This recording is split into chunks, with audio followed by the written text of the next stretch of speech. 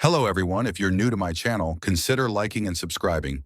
It will make me feel wonderful if you do that. Thanks. By the way, I also have another Naruto and Luffy fanfiction channel. If you are interested, link is in the description. Nami? What's Love? By Mr. Osan. After Nami's sister dies, Nami and Luffy start to discover feelings for each other. But how can an idiot like Luffy understand something like love? All of these emotions escalate once they visit a strange, unnamed island inhabited by a different kind of enemy. Quote, I don't own anything. Adios. Nami didn't know whether it was the rain or the tears dripping down her chin now. Genzo and the others had left long ago, but she was still there, staring at her sister's grave. She had heard that it happened so suddenly too. She had been found dead in the middle of a field with a snake bite on her chin. Dr. Neko explained it was from the orange serpuntas, the most poisonous snake in the East Blue. Nijiko. Dead from a stupid little snake. How cruel life could be sometimes. The Straw Hats were watching her from afar. Luffy had instructed the others that they didn't have the right to mourn with her, and Nami was grateful for that. She was grateful for Luffy. He was the one who said flat out that they should return to the village, even though it put a large delay on their adventure. She knew he understood. Nami, after thinking about her crew, she sniffed, wiped the tears, rain from her eyes, and grasped her bracelet. She thought for a moment, then let go. She would keep it, to remind her of Nijiko. She turned around, took a deep breath, and started toward the crew. 8 days later they had just passed Lougetown again. Nami felt horrible that she had caused her crew to retrace their steps because of her, but the optimistic crew, when told how sorry she felt, just laughed and patted her on the shoulder. No worries Nami, don't feel bad, it lets the new members see all the stuff they missed. I forgive you Nami Swan. Nami smiled at these words and decided that her friends honestly didn't mind starting over. After a day or two, her guilt had subsided, but one thing remained. The sadness. Night was the worst. She couldn't go to sleep as her dreams were filled with memories. Nami, did you steal another book from the library? It was in these moments that she couldn't bear to be alone. After 10 days, she finally snapped. Nami softly creeped down the underdeck toward the men's room and peeked the door open. In there, all the boys were sleeping in odd, strangely disfigured shapes. She stopped in the doorway. Who would she ask to accompany her? Sanji would just suck up to her and agree to everything she said. She would have chuckled if she wasn't feeling so lonely. She counted down the other options. Brook was too loud, Zoro was too uncompassionate, Chopper would just cry with her, Usopp would be Usopp, and Frankie was too uncomfortable to be around. She thought about Robin for a moment, but decided she would be too, to the point. The last option was Luffy. Nami tiptoed to Luffy's hammock, which had a snoring, half falling off the darn thing Luffy with a bubble protruding out his nose. She started shaking him softly. Oi, Luffy, oi. One of Luffy's eyes peeked open sleepily. Ah, Nami. Why'd you make the iguana disappear? And he fell back asleep with a snore. Nami facepalmed and shook him harder. What? Luffy, please get up you moron. Both his eyes opened now and he looked at Nami quizzically. Eh, what's wrong Nami? Bad guys. He jumped up noisily, causing the others to stir. Shush. No, be quiet would y'all. Luffy pouted. Then what's up? Nami pursed her lips and spoke in a hushed whisper. Luffy. Would you? She swallowed. I'm feeling sad and lonely. That's all Nami needed to say. Luffy nodded and followed Nami out of the men's room. Once the two pirates entered her room, Nami pulled up a chair for Luffy. He plopped on it and Nami sat opposite from him on the bed. Oi, Nami. It's okay. Just these simple words made Nami burst into tears. The memories came flooding back all at once. Her and Nijiko picking tangerines, playing in the field when they were really little. She couldn't stop. Luffy looked at her sympathetically, losing all the idiot within him. I miss her Luffy. Nami choked, I really do. Luffy still just sat there. What's gone is gone, Nami. Ask yourself what still remains. Nami then realized something. Luffy. She glanced up at him and saw he was trying not to cry, to act tough while his nakama was going through a hard time. You still miss Ace, don't you? Luffy looked down forcefully and swallowed. This has nothing to do with me Nami. It's your sister. I had plenty of time to recover from. He didn't finish the sentence. It's just, I know how you feel. Nami nodded, flattered by the fact that he wanted to help her so much. Seeing her captain so compassionate, she looked away suddenly. She closed her eyes. I'm sorry. Luffy jolted his head up in surprise, then, without warning, hugged her. Nami's eyes widened in surprise, then she hugged back. They stayed that way for a while, both silently crying over their lost siblings. After they broke away from the hug, Nami felt immensely better. She smiled softly. Oi, Nami, huh? Luffy grinned at her in his oh-so-familiar way. Tomorrow you can have some of my meat, if that will make you feel better. Nami laughed. That's very sweet of you, but I think you should have it. Luffy seemed relieved that he didn't have to give up his precious meat. Alright, I'm good with that. Luffy was about to walk out of the room when he heard Nami again. Wait, don't go. Luffy turned around and cocked his head. A question mark popped out of his head. Eh? Nami cradled herself on her bed, very unlike her. Can you stay here for a little bit? Luffy grinned once again, then sharply nodded his head. Ah, anything for you, Nami. He walked into the room again, only, instead of sitting on the chair, he sat next to Nami. They sat there in silence for a while. Are you gonna say anything? Nami sighed. I guess I'm just content with you just being here, it's nice. Luffy suddenly hopped up the bed and started jumping around manically. What the hell are you doing? Entertaining you, Luffy remarked as he struck a Frankie pose. Suuuupper, he yelled, finishing his Frankie impression. Nami hit him over the head comically. Shut up, dumbass. Everyone will wake up.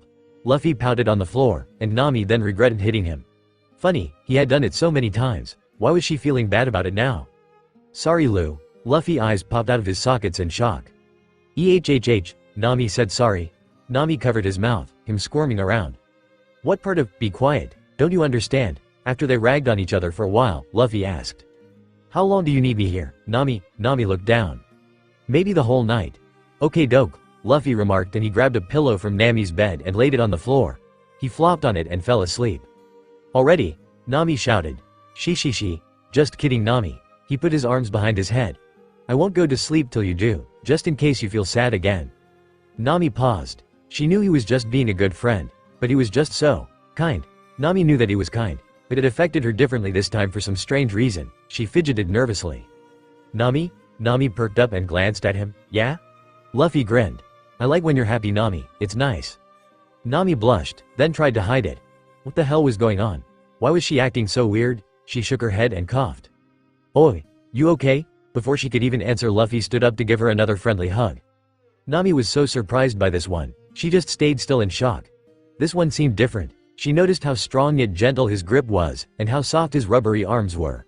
Once he broke away again, Nami was staring at the floor, her mouth agape. Both of them sat in silence. Oi, Nami? Nami still stared at the floor. Huh? What's this really weird feeling I'm feeling? Nami looked up at Luffy and realized that his cheeks were a bright scarlet. She gawked at him for a moment. Could this idiot really be? I feel weird. Am I sick? Do I need Chopper? Luffy was panicking now, as though it was really freaking him out. Nami thought for a moment, then placed her hand on his shoulder. She could see his blush growing redder. No, you're fine, Luffy, was all she said. Just get some rest, Luffy sighed in relief, his cheeks still red. Oh, okay, Nami. It'll be gone tomorrow. Nami nodded, took her hand off his shoulder, and laid in bed. Luffy clumsily laid himself down on his pillow, and waited to hear Nami snore before going to sleep. Oi, Luffy, get up quick. Luffy didn't have to be told twice. He jumped to his feet and was about to run out to the now bright deck when someone grabbed him by the collar. What are you doing? Luffy turned around and was surprised to see Nami there. What? Aren't there Marines or bad guys? Nami let go of his shirt and facepalmed. No, you idiot, I was just telling you to get up quick so nobody sees you in here. A question mark popped out of his head. Why's that bad? Never mind, nothing. Sanji's cooking break FA. Before Nami finished her sentence, Luffy was already out of the room. Nami chuckled. That idiot's back to his old self, 3 hours later. Luffy, any threes? Go fish, Usopp, any threes? I just asked that, you fool. Usopp was fighting over Luffy's cards while Chopper giggled and put down all his cards. Do I win? Is that how you play? Luffy and Usopp stared at Chopper for a moment, then started chasing him around the sunny, Chopper screaming hysterically. This went on for a while until Nami walked out on the deck. Luffy stopped mid-step and looked at her, cheeks starting to redden. Ah crap, that weird feeling isn't gone yet, he thought to himself before rubbing his now sweaty hands on his shirt. Why was he so sweaty? Nami said it was fine though.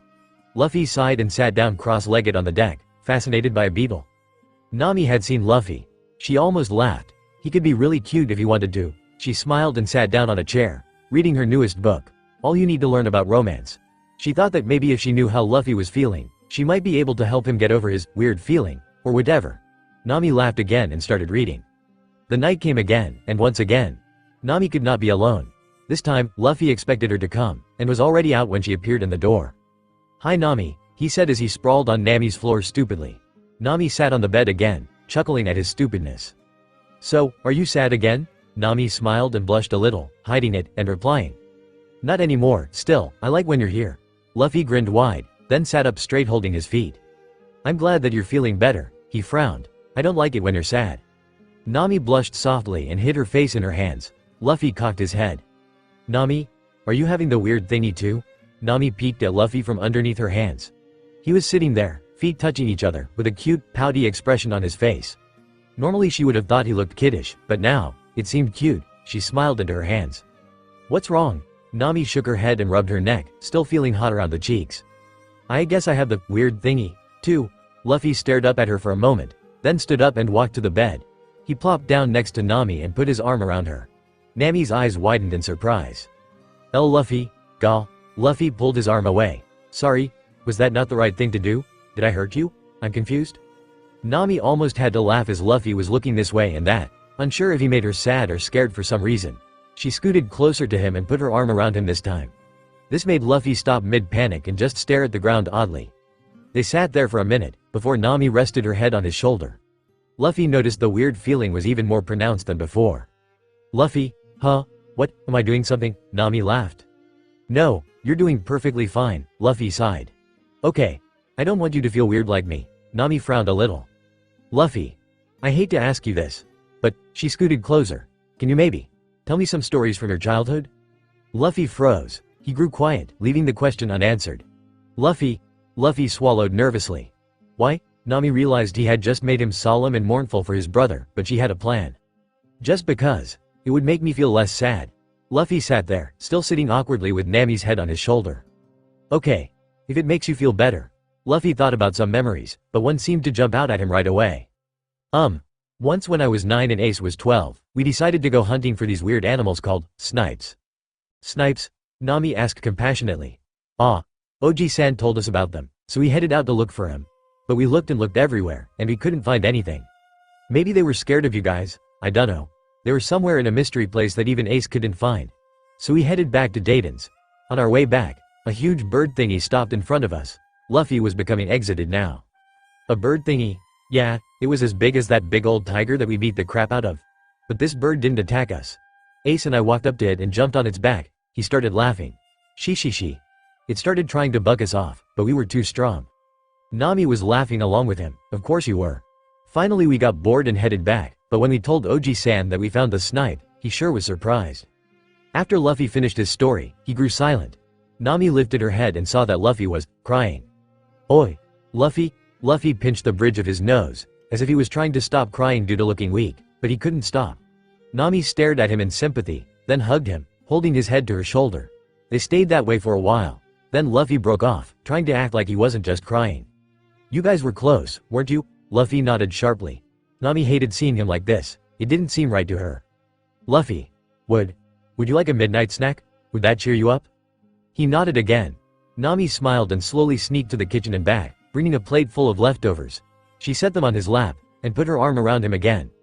Luffy nibbled on his snack intently, slowly regaining his normal attitude. Once he was done he looked at Nami weirdly. What are you doing? Nami giggled very unlike her and took her arm off. Nothing. Nami seemed to understand finally why she was feeling so odd around Luffy. She liked him. After reading the beginning to that book, she wasn't embarrassed by it anymore. The only problem was, she looked up at Luffy, picking his nose. She sighed. He was still a complete idiot. That would never change. I'm getting sleepy, Nami. Luffy was rubbing his eyes and yawning. No problem. Get some sleep, Captain. Luffy planted face first on the floor, already fast asleep. Nami's sweat dropped. She was about to crawl into bed when she looked back at him. God. That looked uncomfortable. Nami sighed, took off a pillow from her bed, and pulled herself off the bed. She tiptoed toward him and rolled him over on his back. Nami stopped to look at him. He still had a huge grin on his face that seemed to be growing bigger with each snore. She chuckled and carefully set the pillow under his head, then tucked him as best she could with a spare blanket on the floor. Satisfied, she crawled back on the bed and fell asleep to the steady sound of his breathing. Sometime later, the next day, everyone, I see an island. Usopp and Luffy stopped playing tic-tac-toe and sprinted up to the railing. Whoa! They both shouted in unison. Luffy was sparkling in awe and the others were gazing at the magical sight before them. It was a huge island, so big they could barely see it all. Large animals of all different species flew around with fluffy blue wings, perching on the tall sparkling waterfall in the exact middle of the land. There were few trees, so they could make out a small village next to the waterfall. It was such a wonderful looking place that even Zoro smiled a bit. Frankie was sobbing comically by the sight of it. Oi, oi, why are you crying? I'm not crying, blows nose asterisk idiot. I can see you ya know. Luffy put his hands on his hips in a superhero-esque way and pointed his finger in the sky. Yosh! Let's go to THAYE, everyone shouted. Nami smiled at Luffy from the top of the mast. He looked up and grinned back, waving. What do we do now, Miss Navigator? Shouted Robin and Frankie from the bow. Nami turned toward the island. Sail straight ahead. We're on course. So, with high spirits, the Sunny sailed toward the seemingly harmless island. When a large cannonball came flying into the mast, 8 heads whipped around and gasped at the explosion. The cannonball had hit the mast with amazing accuracy, causing the mast to break in half and crash onto the deck. Nami, Luffy, now desperately worried about his navigator, yelled to the others. You guys, find out where the bad guys are, I'll take care of Nami. Roger. All the others searched in the direction of where the cannon had fired, except for Frankie, who was gaping at the outrageous damage done to his ship in such a small amount of time. Sunny. Luffy was at the now broken and shattered mast digging through the rubble. No sign of Nami. Luffy. More cannonballs are coming. Luffy shot up and jumped up at the sound of another explosion on the side of the ship. How could they shoot it so accurate? Frankie. On it, Captain. Frankie pointed his fist at the cannonballs headed toward them. Frankie radical beam. He shouted as the beam shot into the sky, exploding the balls before they could reach Sunny. Zoro and the others also held off quite a few of the cannonballs, but they were coming at such a fast pace that many of them still hit the ship. Luffy, we can do a coup d'etat to enter the island. Hold on. Luffy stared at Frankie. If we do that, the mast might crush her. Luffy motioned toward the largest part of the broken mast. There was a little room for someone to lay under it. Frankie nodded. Zoro, Sanji, and Frankie ran over to help Luffy with lifting the mast. The ship was shaking from the impact of the cannons. Brook fell overboard. Brook. Chopper jumped in after him. You idiot, Usopp jumped in after them. There she is. Luffy let go of the mast and crawled under it, digging through some more rubble until he found her. She was unconscious and bleeding a tiny bit, but Luffy was instantly relived. Suddenly, a cannon hit the lion's head, causing the boat to shake so violently that Zoro, Sanji, and Frankie dropped the mast on Luffy and Nami. Damn it, Zoro yelled. But they saw something. The mast was still lifted. They peeked in and saw Luffy holding it up, struggling and yelling at them. Get Nami. Pant asterisk pull her out. Robin sprouted hands from under the mast and carried Nami to her. Luffy was still holding the mast up, unsure of what to do, though he was quickly losing his strength. Luffy, Frankie grabbed him and yanked him out from under it. The mast came crashing back down, narrowly missing them. Luffy lay down on the deck panting for a moment. The Sunny Go is sinking. Luffy heard this and quickly shouted to Frankie from the ground. Go ahead, Frankie. Frankie nodded and readied. Coup d'etat. Sunny then went catapulting into the air. They screamed in comical fear for a second, before they crashed back down to earth next to the waterfall in a harsh landing. They landed sideways on the Sunny, spilling out onto the grass. They all laid on the ground for some time, catching their breath.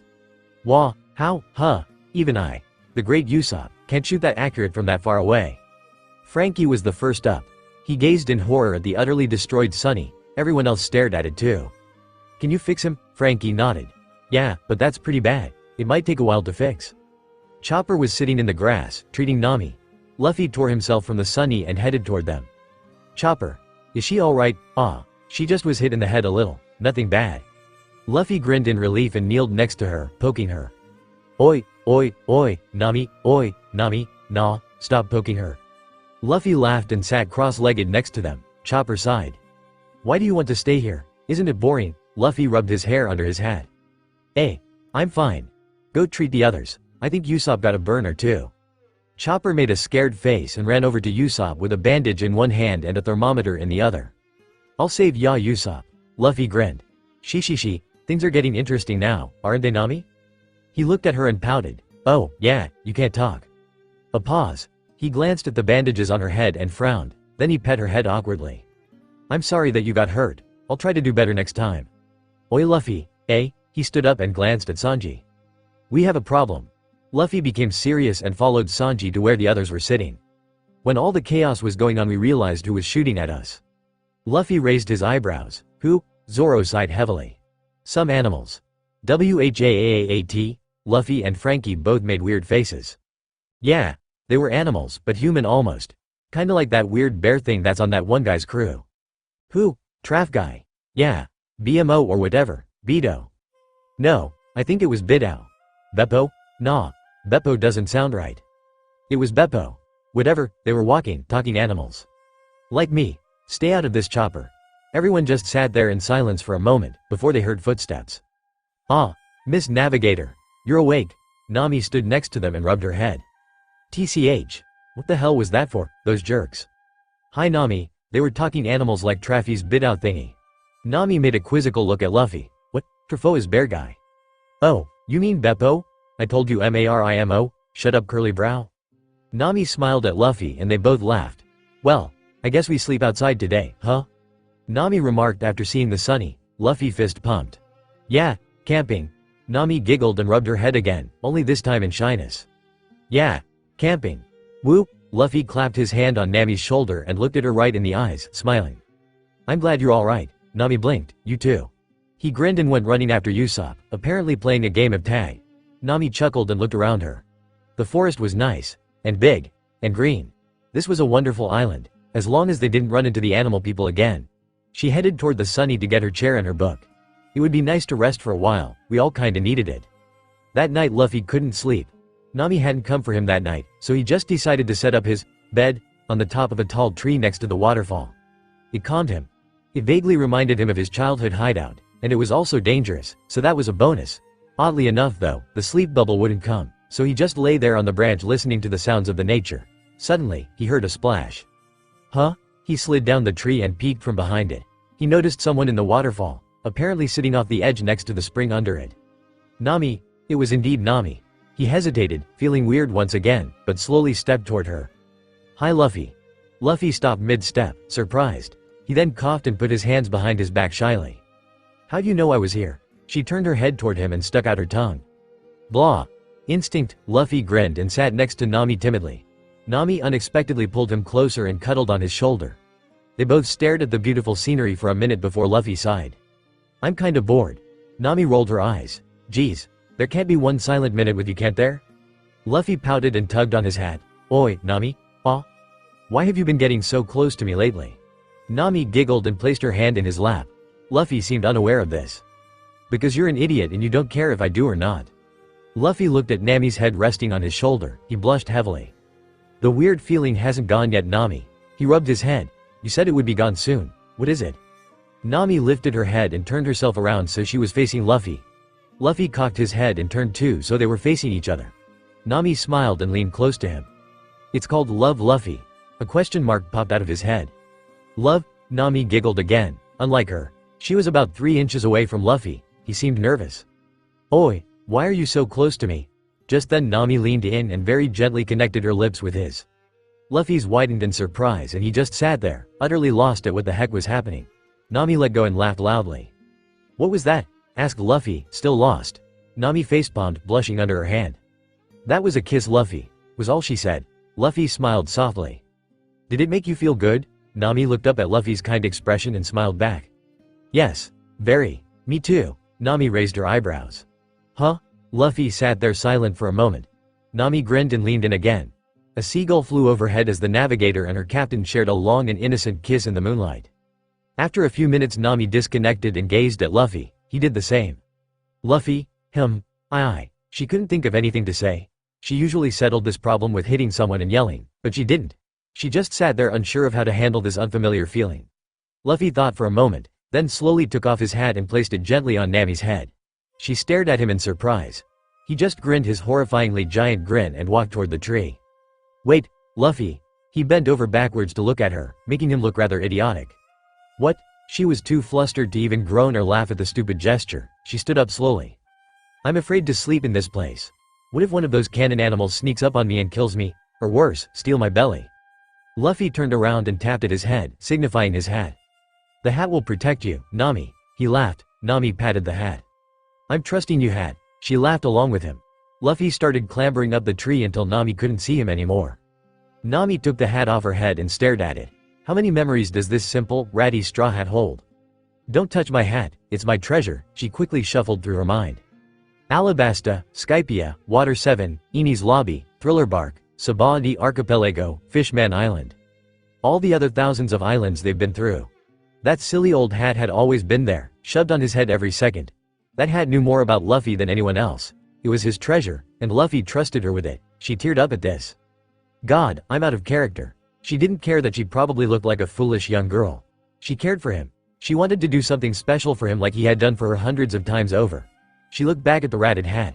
It was falling apart from all of the scratches and scrapes it had gained. She plopped down, took out her needle and thread, and went to work. XXXXXXXXX. Yo. Everyone, wake up y'all lazy bums. Usopp and Frankie were shouting at Luffy from under the tree while Sanji was gently waking Nami by shouting, "Nami Swan," in her eardrum. Luffy fell out of the tree screaming and Nami hit Sanji over the head with twice as much force than before. "You bastards," they both yelled at the waker-uppers in unison. Luffy sniffed, then whirled into a hurricane that made its way over to the table with food on it. Sanji was staring at Nami's lap. "Is that Luffy's hat?" Nami nodded. Sanji lit a cigarette, smiling. "It looks amazing, Nami-san." After Luffy and gobbled all the food, and scared Chopper by pretending to be hurt, everyone motioned for Nami to unveil to him his present. Sanji was too touched by how cute she was to wonder why or how she got the hat, and everyone else didn't care. Nami walked toward Luffy, and shoved the hat on his head. Luffy raised his eyebrows, then took it off and stared at it. "My hat?" he breathed in obvious wonder. Nami had worked all night. She replaced the faded ribbon, smoothed the prickly brim, and sewed all of the holes so tight that they were unnoticeable. It looked brand new, yet it kept its character as a worn, adventurous hat, which was an amazing feat. She had done something else too. Luffy looked at his new string. It was made from his old ribbon, but it was twisted in a unique pattern. Luffy gazed at his hat for a long time before he suddenly hugged Nami. Everyone stared in comic shock, except for Robin, who just chuckled. Luffy broke off and grinned hugely. "This is amazing, Nami. Thank you so much." He pulled the hat over his head, still grinning. "It feels just like new, but the same." Nami smiled and wagged her finger at him. "Now don't go and mess it up again anytime soon, alright?" Nami seemed to remember that the others were there too. They all were watching with soft smiles, knowing how much the hat meant to their captain. "Nami Swan, you're so cute when you're generous. That was a nice thing you did there, Miss Navigator. My heart is filling up with glee. Ah, but I don't have a heart. Yo-ho-ho-ho-ho." Nami laughed and walked toward them, leaving Luffy to his hat. Zoro had switched topics. "Alright, today we need to find those animal men." "Viwahahaha, Zoro's talking about finding something." "Shut up, Nosebleed. I agree with Zoro," remarked Nami. "Same here," added Robin. "Oi, Luffy," shouted Frankie. "We need to find the people who hurt the Sunny Go." "Ah," shouted back Luffy, who put on his new and improved hat and headed toward them. Luffy smirked, hit his fist to his palm, and announced, "Today's the day we kick some animal ass." "Alright," Nami shouted out. "If we're going to find these animal bastards, we need to split up."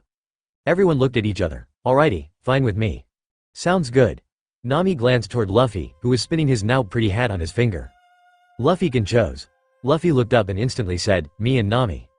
Everyone raised their eyebrows at his very quick remark, and Sanji was more than disappointed. "But Nami Swan needs me. Then you can go with Robin." Luffy replied tortly. Sanji started swooning over Robin, while Nami blushed a little over Luffy's wanting to be with her. You didn't have to be a mind reader to tell that Luffy was in his determined mode. He placed the hat back on his head. "You guys can decide the rest." Usopp immediately went toward Zoro, who was less than thrilled to be paired with him. Brook went with Sanji and Robin, while Frankie and Chopper found themselves paired. Robin was the only one who observed Luffy and Nami, and she chuckled a little bit. "I wonder." Once everyone went in separate directions into the hills. Luffy started rushing forward to find the animal men. Nami facepalmed and ran after him. "Oi, Luffy, go slower would y'all?" Luffy halted quickly and turned around in a pouty expression. "I just want to beat people up soon. Yeah, just walk, okay?" Luffy huffed, which Nami took as a yes. They continued, walking side by side. "Nami, huh? I kinda like that kissing thingy last night." Nami stopped and glowed red. Luffy became worried. "Are you okay?" He poked Nami's cheek, then drew it back in shock of the heat. "Ow, Nami, you're burning." Nami's legs gave way and she held her head in her hands, shocked by the heat of her face also. She looked up at Luffy's concerned face and stuttered. "It's nothing. She didn't finish. She didn't know how to deal with all that had been happening lately. It just felt so wrong." Then, Nami had a realization.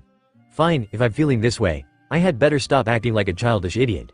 If I really do love him, I might as well say it." Her cheeks cooled a little and she stood up. She was about to speak when Luffy interrupted her with a very sudden and uncharacteristic kiss. It wasn't like the others. It was the first truly genuine kiss they had shared, There was no confusion, no awkwardness, they both understood what was happening. After the shock was gone, Nami put her arm around Luffy's head, pushing his head closer to hers. They had locked for a while, before they both disconnected and looked at each other with equally amazed expressions. Only one thing was going through Nami's mind. How could Luffy of all people kiss like this? Was it instinct? Only one thing was going through Luffy's mind. Why did that weird thing make me so happy? Luffy was the one who broke the silence. Should we keep going with the animal hunt? Nami thought for a moment. That's a good idea. Luffy was starting to get this. He understood that stuff like kissing and holding Nami close was making them both feel good, especially Nami. All he wanted was Nami to be happy, and at the same time, it made him feel better too. Luffy grinned hugely and intertwined his fingers with hers while they walked. Nami smiled. Yeah, you seem happier lately. You haven't been yelling or hitting anyone. Nami laughed. Well, I guess you're right. Nami glanced over at Luffy, who was still grinning with his eyes closed. She realized that, if he wasn't so thick-headed, he could be a girl magnet. His skinny muscles, handsome face. Nami was surprised that she never noticed it before. Even his large scar on his chest seemed to give him a brave, badass look. Who would have thought? I'm hot, whined Luffy. Yes you are. Quickly answered Nami, who blushed heavily and coughed nervously. Luckily Luffy didn't decipher her comment, and he stuck his tongue out, panting. Where are our other heroes, Team Zoro and Usopp? I could have sworn that the camp was over this way. I let you lead the way, didn't I? Why did I do that? What's that supposed to mean? You got US lost, dumbass. How is this my fault, Team Chopper and Frankie? Frankie, do you have some sort of awesome radar thingy to find these guys? I in fact, do. Watch, and learn mecha. Wow, so cool, Sparkles. Team Brook, Robin, and Sanji. Robin Schwan, Maui. Please, see your wonderful panties? No, falls on face, back to the captain and the navigator. Luffy? What's that noise? Luffy perked up his ears and heard the sound, footsteps, a lot of them. He guided Nami behind him and got ready for battle. Do you think it's the animal men? Possibly. All of a sudden a bullet sprung out of a string of bushes behind them. Luffy detected it with his haki and shoved Nami forcefully out of the way. He slingshotted the bullet back into the bushes with his rubber body. Are you alright? Yeah, just beat the crap out of them already? Luffy spun around toward the bushes and waited for another attack. Suddenly, a figure jumped in the air and landed behind Luffy. He spun around again and barely dodged the figure springing at him. So fast, he muttered. He realized that the figure was a frog, but as tall as a man and standing on legs. It was an odd sight. The frog bounded in a circle around him almost too fast for Luffy to acknowledge its movements. To Nami, the frog was moving at a faster pace than she had ever seen before. She watched the blur circulate around her flustered captain so closely, that she didn't realize someone sneaking up on her. Nami, Luffy shouted. As soon as he tried to escape the frog's circle, it had butted straight into him, knocking him a good 10 feet away. He got up painfully. Is that frog using haki? He stumbled up and held his arm out. Gear second. Once he was upgraded, he zoomed to the creature who had Nami, a dog, and knocked him away with a jet pistol. Nami fell back to the ground and quickly brought out her lance. I'll help Luffy. Stand under the cloud. Right, he shouted back, doing so. The frog stopped jumping, wondering what the two were doing. Both Luffy and Nami smirked before shouting. Gomu Gomu no. Thunderlance tempo. Pulse. They both shouted as Luffy's Gatling mixed with Nami's lightning, forming an onslaught of electrical punches that hit the frog full on. Once the new attack was over, they looked at each other and flashed the victory sign. That was awesome, remarked Luffy. Nami laughed. I had to admit, that was awesome. But their excitement was short-lived when they heard an assortment of clicking sounds and turned around. Hundreds of different species of animals were all pointing pistols at the two. Nami comically screamed and hid behind Luffy. There's more, Luffy smirked and swung his arm. Like bullets are going to do anything against me. A catman in the front pulled the trigger and, instead of bouncing off of Luffy, it passed straight through him, as if he wasn't rubber at all. His eyes widened in surprise and he fell over backwards. Nami looked down in horror. Luffy. Nami watched Luffy fall to the ground in shock. Why did the bullet hit him? Was it sea stone? No, why would a bunch of animals have sea stone? Was he alright? She barely dodged a strike from the now awakened dogman and covered her head in fear. She slowly peeked at Luffy, who was struggling to get up, holding his very severe wound. Nami narrowed her eyes and smacked the dogman away with her staff. Hurriedly she ran over toward the wobbling Luffy. Are you alright? Another bullet came flying at Luffy's head. He dodged it awkwardly and nearly toppled over. I'm fine, Nami. I'm not going to be beaten by some animals. Nami nodded and held up her staff, prepared to fight alongside her captain. Suddenly, a large catman held out his arm, stopping the other animals. Nami and Luffy looked up in confusion. Hold on, Neko. Look at the orange one, Neko. The animals all glanced at Nami and all gained minor nosebleeds. Nami's teeth turned sharp and she yelled. Is this really the best time, you perverts? The Catman grinned devilishly. Kill the Mugi, Neko, but keep the girl alive. The animals all nodded and pointed their guns at Luffy. The Catman grabbed Nami with his tail while Luffy was shot once more, this time by a gorilla. He stumbled backwards, but kept his footing. He gritted his teeth angrily and held his thumb up to his mouth. Gear T, hold up Mugi, Neko. The Catman laughed, holding up the squirming Nami. If you do that you might hit the girl, Neko. Luffy's eyes widened and he lowered his thumb, then charged at the cat, shouting. A pigeon man shot Luffy in the side, causing him to stumble to the ground. Nami gasped and desperately looked toward the cat. Please, Mr. Cat-sama, I'm just a poor girl, let me go please, she begged with puppy dog eyes. On the outside, she was pretending to be helpless, but on the inside she was burning like fire. How dare they treat Luffy like that? Oh, and why would I do that, cutie Neko? He smirked oddly with his cat-like fangs. Luffy weakly started to get up, but all the animals surrounded him in a circle. Nami, he shouted out desperately, don't hurt her, you bastards. Nami furrowed her eyebrows angrily. She thought for a moment. There was only one way to get these animals' attention. She cleared her throat and said in the most innocent way possible. Oh boys. All the animals turned around to stare at the comically sparkling girl wrapped in the cat's tail. Oh, these jeans are so hot, would one of you cuties care to take them off for me? Of course all the animals' eyes turned to hearts and of course all of them ran over to Nami. The Catman fell for the spell too and dropped Nami on the ground so they could do so. Once Nami landed though, she smirked. Like I do something like that for free, you perverts. She pulled out her staff and all the animals stopped, slowly looked upwards, saw a gargantuan cloud, looked back at Nami, and whimpered. Thunderbolt tempo. She announced snarkily as lightning struck all the animals at once, somehow ignoring her. They all fell to the ground cooked, while Nami kneeled on the ground catching her breath. Then she remembered Luffy. She hurried toward him. He was on his back panting from several other wounds he had gained from the short time he'd been surrounded. Nami kneeled next to him. Luffy, what happened? Those animals just overpowered you like nothing. Luffy coughed and tried to sit up. They had haki, in their bullets too, and they couldn't be downed with Conqueror's haki for some reason. Nami cocked her head, but they were so weak, I know.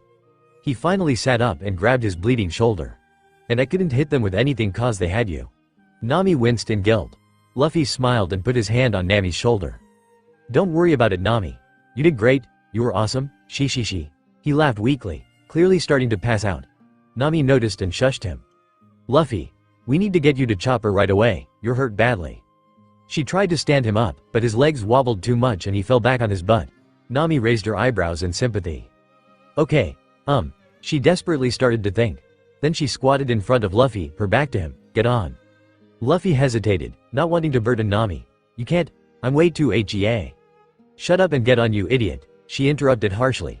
Luffy shut his mouth and wrapped his arms around Nami's neck. Nami struggled to stand up with Luffy on her back, but she managed. As they started walking, Luffy went unconscious, causing him to grow quite heavier.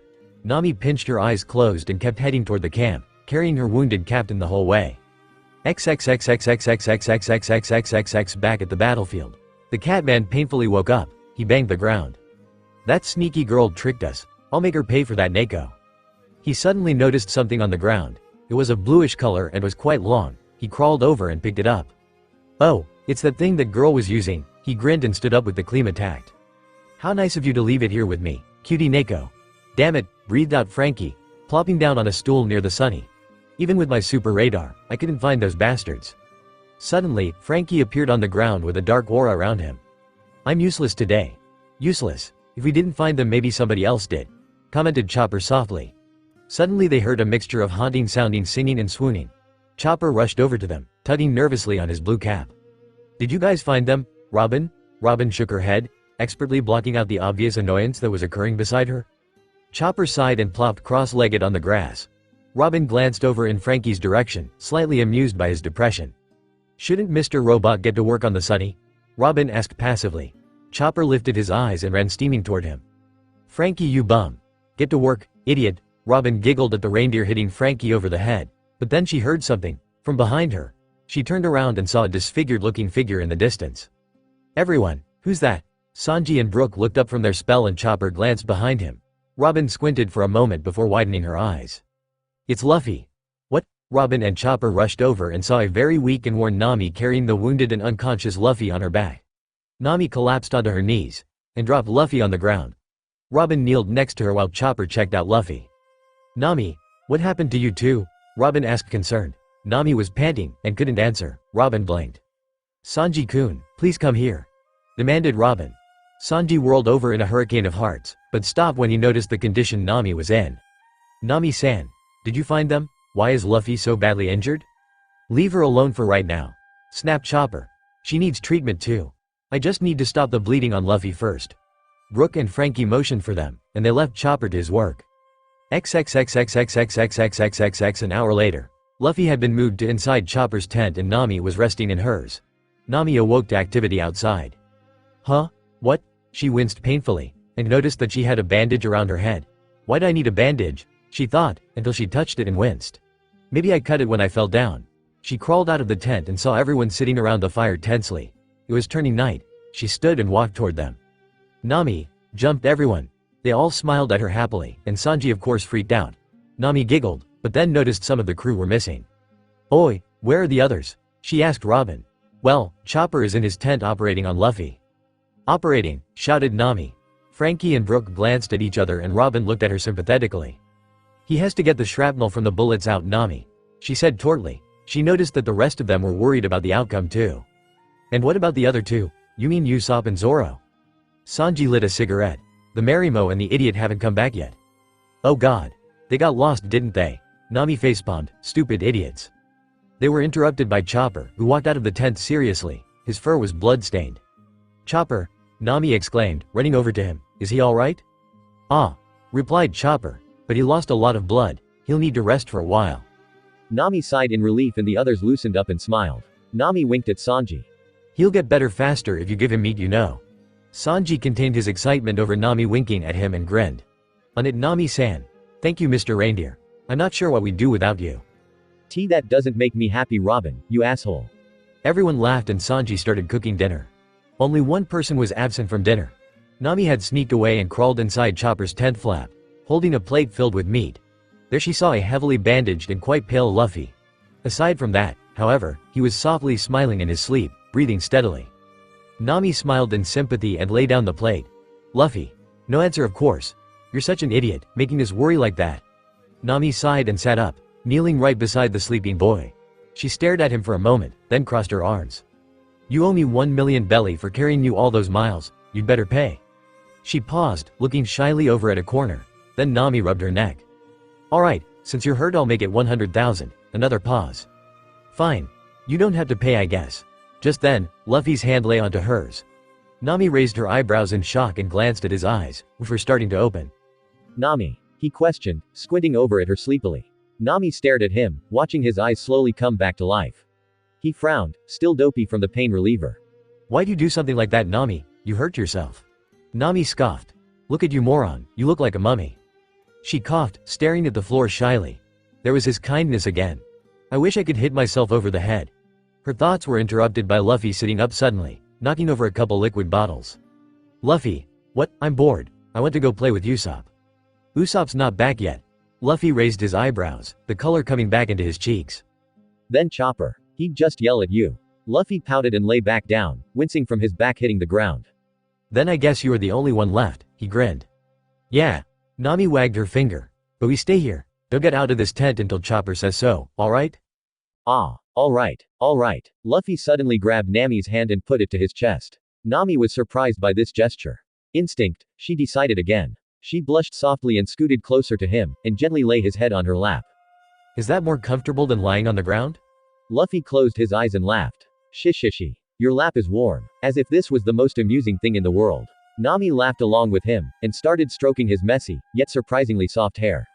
After a silent 5 minutes, Nami remembered something. "Oh, Luffy, I forgot. I brought you some meat." Nami started to get up when Luffy placed his hand on her shoulder. "Stay here. I'll eat the meat later," he said happily. Nami gaped at him for a second and blinked. "Wah, this feels nicer than eating meat," Luffy added, acting as if this wasn't a big deal. Nami stopped, then laughed. "So you really can restrain yourself, can't you?" "What do you mean? I'm very restrainable, Lele," Luffy said defensively. "Do you even know what that means?" "No, exactly."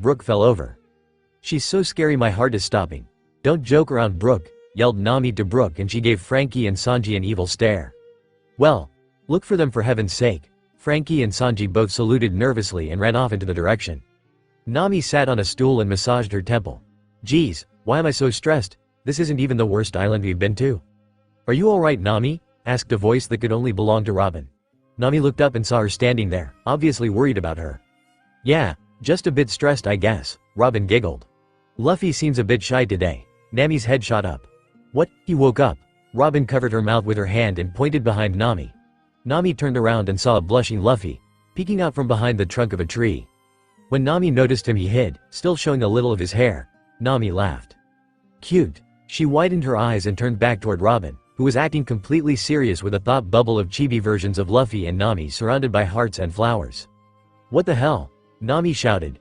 Robin giggled and glanced at Luffy, who was peeking at them again. "Nami, I support you too," she said with a smile and walked away. Nami stuck her chin out, pissed off, then loosened up and sat onto the ground. She glanced at her bracelet, remembering Nijiko. "Nijiko, I could really use you right now," she whispered, before she heard some soft footsteps from behind. She looked behind her and saw Luffy, who flinched and hid himself behind a nearby shrub. "Luffy, I know you're there. Come here." Luffy scuttled over to Nami and stood in front of her, looking down with a flushed face. "Are you alright?" they both asked each other at the same time. They winced and looked away from each other. Luffy turned to the side and pulled his hat over his eyes. "Nami, what? I just want you to know that I will never hurt you." Nami looked back at Luffy with shining eyes. I promise." He interrupted, then put his hands in his pockets and started to leave. Hold on, idiot," Nami said with a choked tone in her voice. Luffy stopped, his back to her. Nami paused for a moment, then sprung up and hugged Luffy from the back, wrapping her arms around his stomach. She hugged hard, afraid that she would let go of him. Luffy looked back at her, and she started burying her face in his shirt. I want you to still be the mindless kid I met back at Orange Town," she admitted. "But you've grown up so much. You're so strong and mature now. Nami was interrupted by Luffy, who turned around suddenly and kissed her. It was short, and he let go, staring into Nami's eyes seriously. "I'm not a kid anymore, Nami. I haven't been a kid since I left Windmill Village." He placed his hand lightly on her shoulder. "If I were a kid, then I couldn't protect my nakama." Nami shut her eyes, tearing up. Luffy lowered his eyes, feeling bad about making Nami cry. He let go of Nami's shoulder and looked at his lap. They sat there in silence for a bit, before Nami spoke up. "I know that you would never hurt me, Luffy," she started. "You don't need to tell me that." Luffy took his hat off and rubbed his head, then looked up at Nami with a determined smirk. "I love you, Nami." Nami's eyes widened at the remark. But she dried her eyes and pushed their foreheads together, grinning along with him. "Me too. XXXXXXXXXXX. Damn it. Where's that Marimo?" shouted Sanji, who was running alongside Frankie through the fields. Frankie pulled out his radar and started trying to detect them.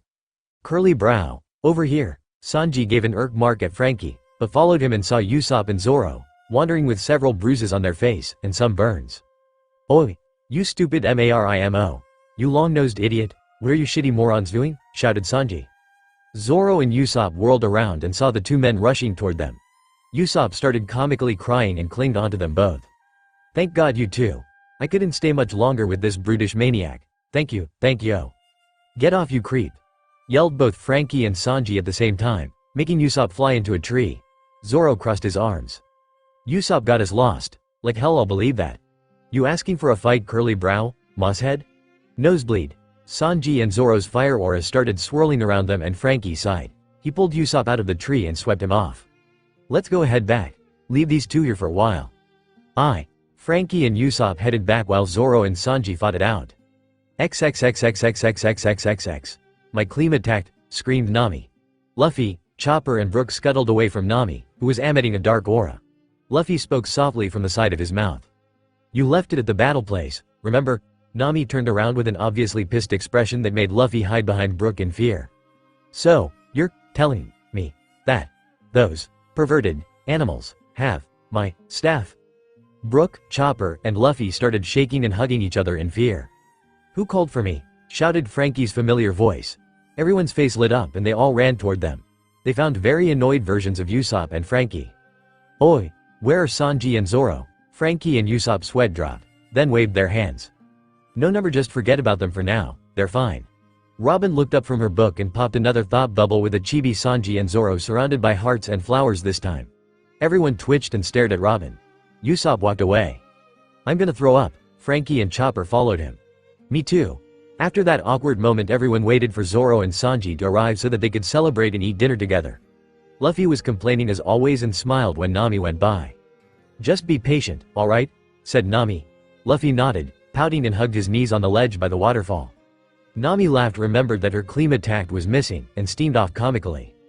Luffy looked back at Nami leaving and felt a different kind of weird feeling, and this one he didn't like so much. He tried to shake it off, and after a surprising amount of effort, it went away. He pulled his hat over his eyes and turned back to the water, muttering to himself. "I promise I will never hurt you, Nami." "Alright, Usopp. Why are you covered with burns?" After all the anxiety about everything died down, Frankie got straight to the point. Nami was literally on fire about her Kleem attack and Chopper was avoiding her, trying to hide behind Robin. "We fought with some sort of lizard man," replied Usopp. But it was different. It could breathe fire. Zoro was down instantly and I'm the one who brought him down. He was running away before it could even. Usopp!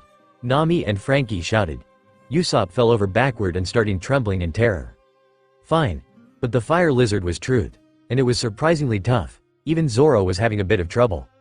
Nami raised her eyebrows and started thinking out loud. But, all the animals me and Luffy fought were stupid weaklings. Suddenly it came to her and she screamed in comedic fear. Those ones were just the weakest ones. She fainted on the ground and the crew sweat dropped. Oi! What happened? Did Zoro and Sanji come back? Luffy was running toward them with surprisingly, a straight face. Everyone looked at each other. No, but Luffy, are you alright? Of course I am, replied Luffy defensively. So, what happened? Once Usopp explained it to him, as you can expect, Luffy's eyes sparkled with joy. Fire lizard, awesome, you idiot, yelled Usopp and Chopper as they hit him over the head. Nami was on the ground holding her knees. Luffy got really beat up even with the weakest ones. What is with these animals? Nami swallowed and stood up. But, you and Zoro got really banged up by just one enemy. How are we going to be able to fight them? Luffy suddenly got serious and narrowed his eyes angrily at Nami. Who's saying that they're stronger than us? We fought people 20 times stronger than these bastards. Nami winced at his seriousness, then added, but Luffy. But nothing. We will beat them. Stop doubting our strength, Nami. Everyone watched this episode rather cautiously. Luffy turned toward them and everyone was taken aback by how furious he looked. He cracked his knuckles and muttered. Let's go. XXXXXXXXXX. Those bastards went on without us, shouted Sanji. Zoro crossed his arms. Well, we have been fighting for 5 hours. We wouldn't have been out here in the first place if your direction skills were so freaking shitty. An irk mark appeared over Zoro's head. WWOU. Just then, a large bush opened up and out appeared the Straw Hats, walking in unison in a very badass way. Sanji and Zoro raised their eyebrows oddly. As they passed, Zoro and Sanji were just looking at them, until they were grabbed by their collars by Robin and Usopp and pulled to the edge of the march. They looked very awesome and a dramatic explosion appeared behind them. Nami facepalmed and started yelling at everyone. What the hell are we even doing? Aw, Nami, you ruined it, pouted Luffy. Ruined what? She yelled back. We were trying to march awesomely to battle. Is this really the time? When else are we supposed to march into battle? Whenever, just not into battle, and you say that I don't make sense. Daggers shot through Luffy's and Nami's eyes while everyone's sweat dropped. They waved their hands. Oi! What are you two even arguing about? Shut up, shouted Luffy and Nami harshly. Usopp and Brook fell over while Chopper hid behind Robin. Can you two hurry up? I want to kill something, remarked Zoro. Nami sighed and crossed her arms. Whatever, let's just go already. Can we march? What do you think, you moron? After about 10 more minutes, they continued walking, Nami and Luffy huffing along staring at each other with funny angered expressions. Sanji and Zoro were walking side by side, as if they weren't just fighting for 5 hours straight. Chopper and Robin looked at each other smiling. Oi, I see something. Everyone whirled around at Usopp's shout and they did, indeed, see something. Many things. Animals of different species and some of similar walked toward them in such great number that they couldn't even estimate. Everyone gawked at the sheer number of them all. So many. Everyone looked at Luffy, who was trying to use a conqueror's haki on them. No go. He glared at the animals. Looks like I'll have to fight you all the hard way, eh? Nami was about to stop the monster trio as they charged, but then she remembered. We will beat them. Stop doubting our strength, Nami. Nami swallowed and started yelling at the other to join them. Why aren't you coming? Shouted Usopp angrily. Nami crossed her arms and stuck her chin in the air. Because my weapon was stolen. Nami may have seemed snooty by the way she said that, but on the inside, she was feeling horrible. She watched the others fight all the animals and wished she could fight alongside them. She was so caught up in thinking about this, she didn't realize that her crew was starting to wear out. They pant are getting harder, breathed out Frankie. How many of these shitty animals are there? Added Sanji. Luffy and Zoro were the only ones who hadn't stopped for a breather. Every few seconds you heard, pistol, or onigiri, or something else of that nature. Luffy and Zoro smirked at each other before whipping out a double team on a quite tough enemy. Everyone watched in awe, until they heard Nami. You bums, join them or else I'll really hurt you. The others yipped in fright and began fighting once more. Luffy's mind was turned off, as it mostly was when he was fighting. All he thought about was winning, and that was all. Suddenly, something caught him off guard and turned his mind back on. An alligator man had spun its massive tail straight into his back, sending him flying into a boulder. Everyone saw this and was momentarily distracted. Luffy was fine, but this split second of distraction was all the animals needed. Nami watched in horror as, in the span of a single second, Every one of her crew was struck with immense power. Chopper and Usopp were knocked out instantly. By some sheer luck, a pigman had accidentally hit Frankie straight in the back. Robin and Brook were on the ground, trying to pull the others out, while Zoro and Sanji were trying to get back on their feet. "Hello Neko, cutie Neko." Nami's pupils grew smaller and she slowly turned around, seeing the Catman with several other Catmen. The one who had spoken had Nami's Klima tacked slung on his shoulder. They all had dangerous smiles on their whiskered faces. Nami stood there frozen for a moment, until she heard Luffy's demanding voice. "Nami, get over here now. Run." Luffy coughed harshly, then stood up from the rubble and started sprinting toward her. Without any hesitation, Nami started running as fast as her legs could carry her. Their hands were about 3 inches apart when, almost as if in slow motion, the collar of her shirt was grabbed and she was thrown backwards. Luffy tripped at the sudden motion and cried out desperately. "Nami!" Nami was caught by a cheetah man, who tucked her under his arm and ran into the forest at an exceptional speed. Luffy picked himself up and shouted, his voice cracking a little. "They've got Nami!" Every single one of the crew members, including the now awakened Usopp and Chopper, jolted their head up. The cat with the Klima tacked grinned and announced to the other animals. "Our task is done. Let's return to Teddy-sama." The animals all sprinted into the forest also, the Catman following behind. None of them even glancing back at the petty-looking pirates. Luffy stood panting, staring at the forest with a frightened expression. Then he bolted into it without warning. Everyone called after him nervously. They all looked at each other with pained expressions, then ran after him. XXXXXXXXXXX. It's hopeless. We won't catch up to him. Choked and out of breath Usopp, who was running alongside the others. He's fast, and he got a head start. "So what? What kind of crew would we be if we just let our captain die?" replied Zoro harshly. Usopp flinched. Then sort of speeding object barreled into the straw hats from the side, causing everyone to be knocked over. Luffy, it was, indeed, a Luffy who had barreled into them. They all lay panting on the ground, except for Chopper. "I thought you were chasing after them." "I was," snapped Luffy, who was wheezing with exhaustion. "I lost them. I dunno where I am." "You went in a circle," muttered Zoro. "How idiotic." "Says you," shouted Chopper. Luffy sat up, and they all decided to sit there for a bit to try to figure out what to do. "We should hurry up. Nami might get hurt by those animals," remarked Frankie. "But where would they be?" "Somewhere in the forest." "I know that. It took us almost 2 days to find them, and that was when they were trying to be found," added Robin. "Now that they're hiding, who knows how long it will take to find them. And she doesn't even have a weapon to defend hers." "Shut up," shouted Luffy, who was sitting by himself by a tree. Everyone looked toward him alertly. "I know that this is a bad situation. I already feel like I let everyone down. I don't need to be reminded on what horrible things could happen or are happening to my navigator. So just shut up already." "Luffy-san," whispered Brook to himself. Everyone nodded and stood up. "You're right," was all they said. They started to walk when Luffy stood up and blocked them with his arm. "I'll go by myself, so no one else is hurt." Sanji furrowed his eyebrows and stepped around his arm. "Well, I'm going to help Nami-san too," he announced. Zoro crossed his arms and sighed. "Well, if Love Cook here is going, I don't want him to have all the fun." Luffy's angry demeanor turned to an expressionless one. Zoro and Sanji smiled and grabbed Usopp from behind a tree he was hiding. "Oh oi, what are you doing?" he squirmed as Zoro plopped Usopp beside them.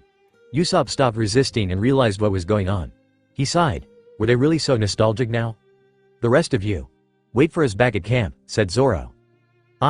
Usopp, Zoro, Sanji, and Luffy turned around, smirking at each other. "Here we are again. This brings back memories. I get to save Nami Swan again. Really, you three are morons." The 4 men started walking deeper into the forest, side by side, just like they did 2 years ago at Arlong Park. XXXXXXXXXXX. Nami was thrown into a cell. She didn't know where. She didn't know how.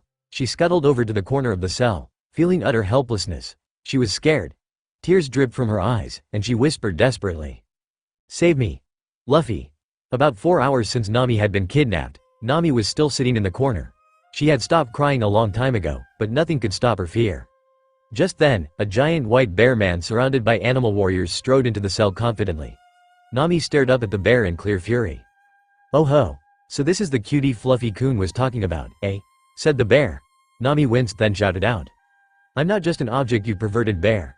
The bear laughed in a peculiar way that sounded like, "Grahaha," and crossed his furry arms. "It's Teddy-sama, human. You should be thankful. You'll become the queen of the pirates. All you need to do is marry me and wait for me to become king. You weak furball will never conquer the world," she yelled out with conviction. "Luffy will be the pirate king." All of the animals surrounding Teddy laughed out loud. Teddy grabbed Nami and pushed her against the wall. Listen. Us animals have been through so much to get here. I had to let go of my only son in order to get to this point. Stop saying that you humans are so special. At that he dropped Nami violently on the ground. She was utterly confused. What did they mean? You humans are all the same. Evil, heartless bastards that only think about themselves. That's not true, Nami replied defensively. I'm done here. Animals, prepare her for me. I'll convince her yet. As Teddy walked out, the animals grabbed Nami by the arms and carried her, squirming and kicking, out to the hallway. XXXXXXXXXXX Nami walked out of the building she was in wearing an orange, skimpy bikini and realized that they had just walked out of a tree, a giant tree. She barely had time to realize that they were on top of the waterfall until she was grabbed by Teddy and plopped on his furry lap. You are quite the cutie, aren't you? Nami coughed at the bear's foul breath and turned her head away from him in fright. She was defenseless, and who knew what this bear could do to her? She swallowed nervously. Then her head was grabbed sharply by Teddy's paw. Avoiding me, eh? He grinned mischievously. Looks like it's time to step up the game. Just then, an ear-splitting Nami sounded from beneath the waterfall. Luffy. Nami smiled in relief and tried to shout back, but her clawed paw was whopped over her mouth. Nami peeked over the fall and saw Luffy, Sanji, Zoro, and Usopp standing strongly, prepared to fight. Teddy seemed confused for a second. How did you fools find us? Luffy smirked. Sanji's Melorine, radar. Nami burst out laughing under Teddy's paw, which made Teddy furious. He grabbed Nami's head and yanked it next to his. This cutie is going to be my wife. She is going to be my queen once I become the Pirate King. Luffy stayed still in silent fury. The other men stood next to him with their arms crossed. Teddy turned toward the desperate Nami and bared his teeth. Nami widened her eyes in horror as the bear began nibbling her neck. Don't you dare touch my girlfriend. Everything stopped for a moment. Teddy's eyes widened and he stopped. Nami's mouth was agape in shock, but nobody was as shocked as the three men beside Luffy. All three of their jaws fell to the ground and, after a minute of silence, a loud "what" came from their outstretched jaws. Before anyone could recover, Luffy rocketed up the waterfall and landed beside them. He yanked Teddy up to his face and hit him so hard that he flew off the top of the waterfall and landed into the pond under it with a splash. Luffy turned toward Nami and lifted her up off the ground. Not now. He interrupted as the small amount of animal men who were just watching their boss get pummeled started charging at the two. Luffy yelled down at the others. Guys, catch Nami, I'll take care of these bastards. The others were still frozen in shock, but slowly raised their hands in salute and muttered, aye. Luffy grabbed Nami. You're going to be fine, they'll catch you, okay? Nami nodded sharply. Okay. Luffy grinned and tossed Nami off the top of the waterfall.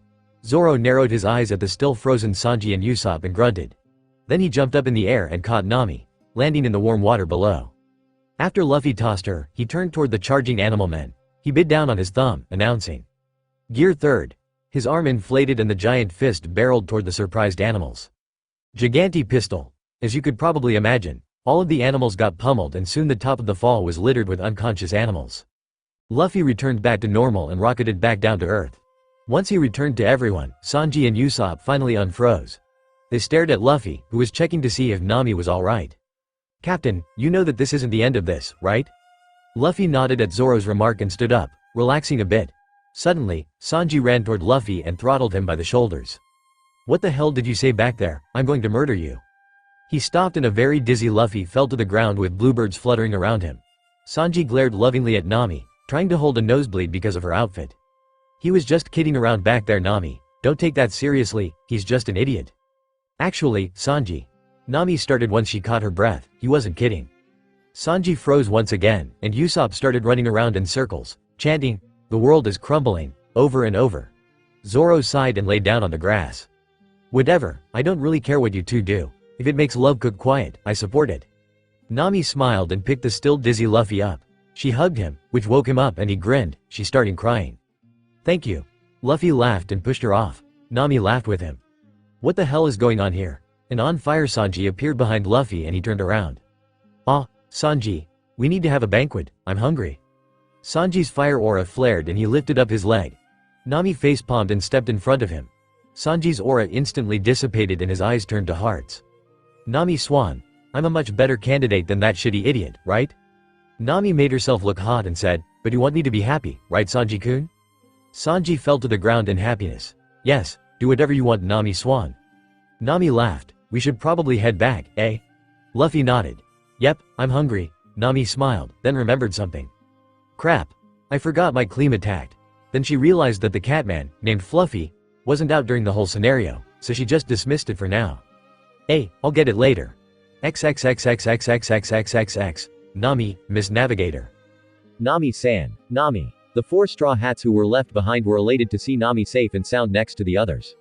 Chopper ran up giggling and hugged her leg. Everyone wanted to hear what happened, and so Nami explained in great detail, after Usopp's side of it included him beating up Teddy and saving the day. Frankie and Brooke had their reactions about Luffy and Nami, but they supported it, and now everyone in the crew knew. Sanji was pouting in an emo corner, which everyone ignored. So, Luffy. What's next? Luffy looked up from a giant plate of meat that Nami made Sanji cook. Is Sunny fixed yet, Frankie? Not yet. Those cannons really busted him up, but don't worry, I'll fix him up so he's even more super than before. Everyone cheered and clinked their glasses together with a kanpai, and laughed gleefully over their victory. That night Nami lay awake on her bed. Thousands of pesky little questions buzzed through her mind. What did that bear man mean? How was the crew able to adapt to Luffy and her so quickly? Could it have really been that easy? That last one really bugged her. How could they have been beaten up so badly, only to just knock them all out like nothing? And that bear was tough. She knew he couldn't have been defeated just like that. She sighed and sat up. Amongst all the trouble with the animal men, the situation between her and Luffy flustered her. I will never hurt you, Nami. Don't you dare touch my girlfriend. Nami couldn't understand. She knew that she loved Luffy, and that he loved her back in his little Luffy way. But at times like this Nami realized how wrong it was. She was disturbed by it. But Nami groaned in frustration and ran her fingers through her hair. This is something that violence and money can't solve, she muttered to herself. Finally, she couldn't take sitting and trying to sleep anymore. She tied on her fluffy robe and crawled out of her tent, trying to not wake the other tents up. She grabbed the book that she hadn't picked up for a while, All You Need to Learn About Romance, and headed toward the dying embers of the fire. She jumped a little at the sight of another figure sitting next to it. It had to be Luffy, she sighed. Just when I was trying to relax. Then Nami noticed his position. He had his fixed-up hat downed over his face so only his mouth was visible, but it was pulled into a frown. He was sitting stiffly, with his arms crossed. He didn't move. She didn't even think that he even noticed she was there. She sat down and tried to read her book, but she kept getting distracted by his demeanor. Was he thinking? What could an idiot like him think about this time of night? He still hadn't noticed her. She finally gave up on the book and scooted over next to him. Hi, Nami. Nami jolted at his sudden remark, but made an evil face. You know, you owe me for blurting that girlfriend crap out without permission from me first. Luffy uncrossed his arms and looked at Nami with a pouty face. Nami, you know I'm broke. Nami laughed and they both looked back at the dying fire. They sat there quietly for a while. What are you thinking about, Luffy? Huh? Luffy broke out of his gaze and stared at Nami quizzically. What's on your mind? Luffy smiled and stretched out his legs in front of him in a relaxed position. He looked wistful. Oh, just stuff I guess. Nami's eyes narrowed in annoyance. What stuff? Oh, just stuff. Like meat or adventures, stuff like that. Oh, Nami was disappointed with his lame response. Then Luffy's eyes saddened a little, though his smile was still plastered on his face. But he glanced at Nami. Lately I've just been confused about stuff. Like all the weird mystery feelings. They really bother me for some reason. It makes me feel hot and sweaty and... His eyes shadowed under his eyes suddenly, losing the happiness that he had just had. Ever since Chopper talked to me, though I didn't understand a single word he was saying, I've been suddenly feeling things that involve you getting hurt. And I hate it. I don't want you to ever get hurt. Luffy was panicking now. Nami was put off by his behavior, and didn't quite understand why everything was affecting him so hard. Suddenly, she realized what he was feeling. Her eyes widened in shock and horror and she fell over backwards. Luffy stopped and snapped toward her alert. Nami, did I scare you, or hurt you, or poison you? No, I'm fine. This was going too far. This was Luffy they were talking about. He couldn't. Nami. She looked up at him oddly. What? Something else happened too, that I'm, thinking about. What? Sanji's not talking to me, he said tautly. Nami's eyes widened in surprise and she grabbed Luffy's shoulders, forgetting the recent shock. What? He's not. What happened? Luffy glared at her, uneasily rageful. She made a sound in her throat and let go of his shoulders. Ever since dinner, every time I try to talk to him, or do something, he just gives me a dirty look and gets away from me. It's making me really mad, and makes me feel like shit. Nami sighed. He's just jealous, Luffy. You don't understand yet, but he's probably taking all the weird stuff really hard right now. You know how he is. Luffy didn't seem convinced, but nodded. He stared back into the fire. Nami cocked her head in sympathy. This wasn't like him. He shouldn't be so reserved and stressed like this. Oi, do you want to see something cool? He said suddenly. Luffy looked at her with the corner of his eyes and lifted his hat up with his index finger. Nami nodded and he smiled. Lie down real quick. Nami raised her eyebrows and laid on her back, while Luffy did the same, putting his hands behind him. He just lay there, silently grinning to himself. What is it? Nami finally asked. Luffy pointed his hand at the star-filled sky. That. He opened his hand and turned it toward him, looking at it in fascination. The stars? Sometimes I pretend that all the stars are planets, and that one of them is a really awesome planet where everything is made of meat and I'm the king of it. He closed his hand as if trying to grasp the stars. A place where there are no bastards and dishonor, only fun and music and food. A place where everyone is happy. Luffy flopped his arm back down to his side and grinned with a he. Nami just stared at him with an agape mouth. So this is what Luffy thinks about? So, a Luffy planet. Yeah, a Luffy planet. That's what it's called? Luffy planet. It's called Luffy planet, yep. Not some sort of cooler sounding name? Are you saying my name isn't cool sounding? No, I mean the planet, you idiot. You mean Luffy planet? Yes. Luffy planet isn't cool sounding, not really? So, cool sounding is a Luffy planet, and I'm a cool planet sounding. Luffy laughed heartily and Nami's eyes were spirals from the mind-bending Luffy logic. Once she had recovered she sat up and grabbed her book. I'm going to go try to sleep, Luffy. Luffy pouted and propped himself on his elbow. Why can't you sleep here? It's funner. I don't think that's a word. And it would be a bit weird, don't you think? No. What's so weird about sleeping outside together after having a close conversation with a nakama that everybody knows are couples? Nami gave Luffy a really face and turned toward her tent. You really are an idiot, aren't you? But yet you still have that love thingy for me. Nami's cheeks turned pink and she coughed. Yeah, because you're Luffy. Of course I'm Luffy. Nami spun back around and crouched in front of him. Look, I do love you. Though it's really weird for both of us. But let's slow it down a bit, okay?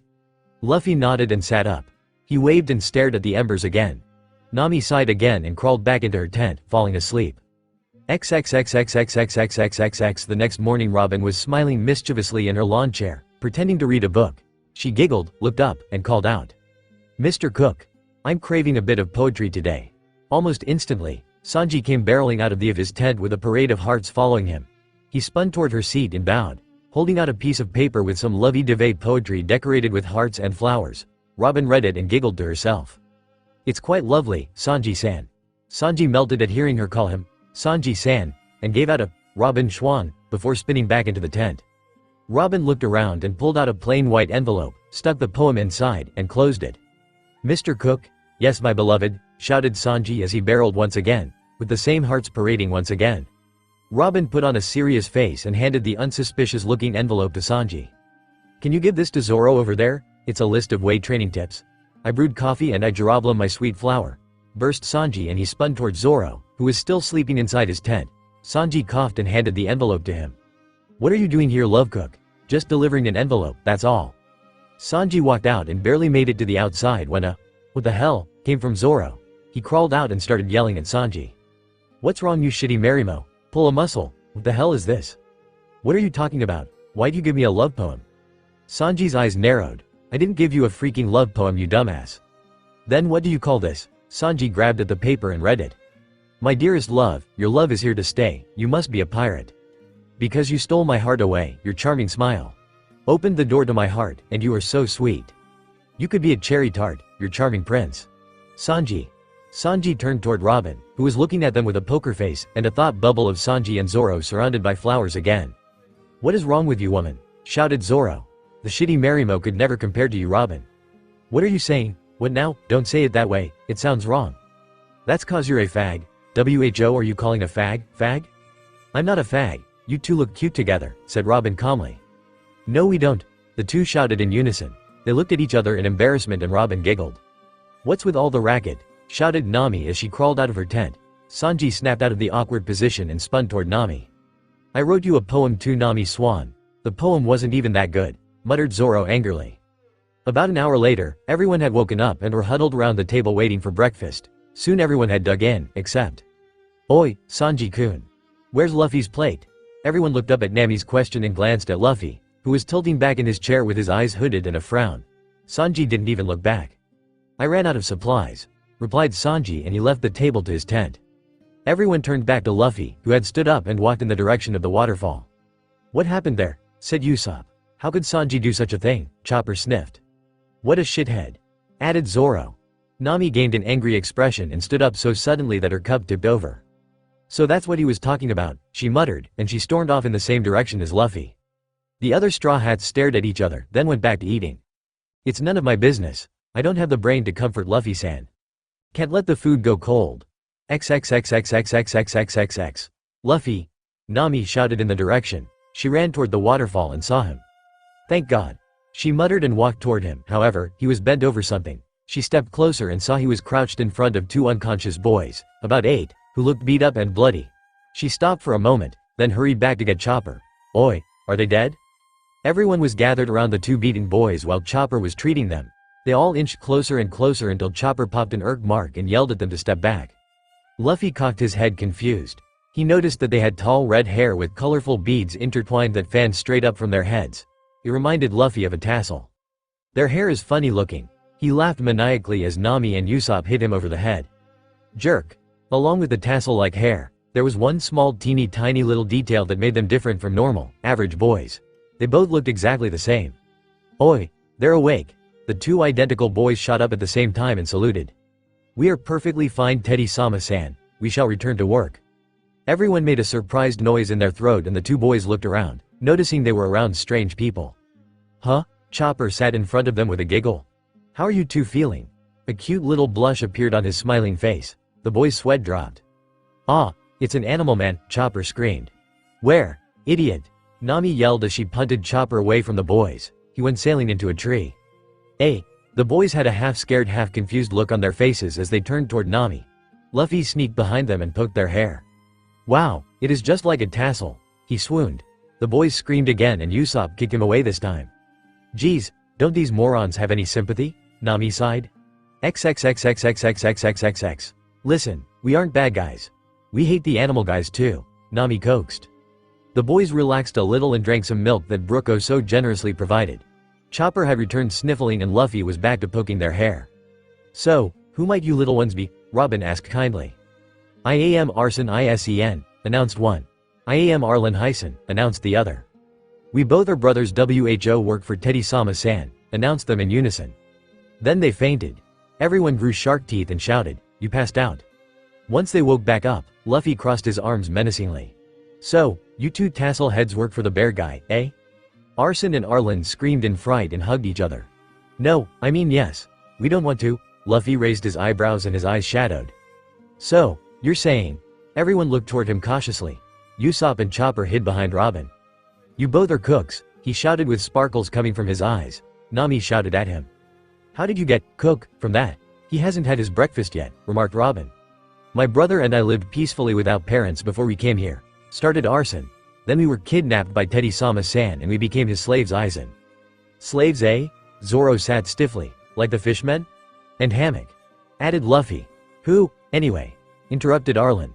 Then his eyes widened and started begging. Please forgive me for interrupting Pirate Samas, then he passed out. Again, Arson looked this way and that, as if expecting to get hit for his brother's wrongdoing. Nami frowned in sympathy and patted the boy's shoulder. Look, we aren't like those animal bastards, alright? Arson nodded and picked his now awake brother up. Luffy just sat silently. We could give a little info on Teddy-sama-san if you pirates want, said Arlen softly. We don't like them. And you are the first visitors of this island for a long time, Hyson. Really, everyone looked at each other with odd expressions, but the island is so big. The visitors see it. Arson added.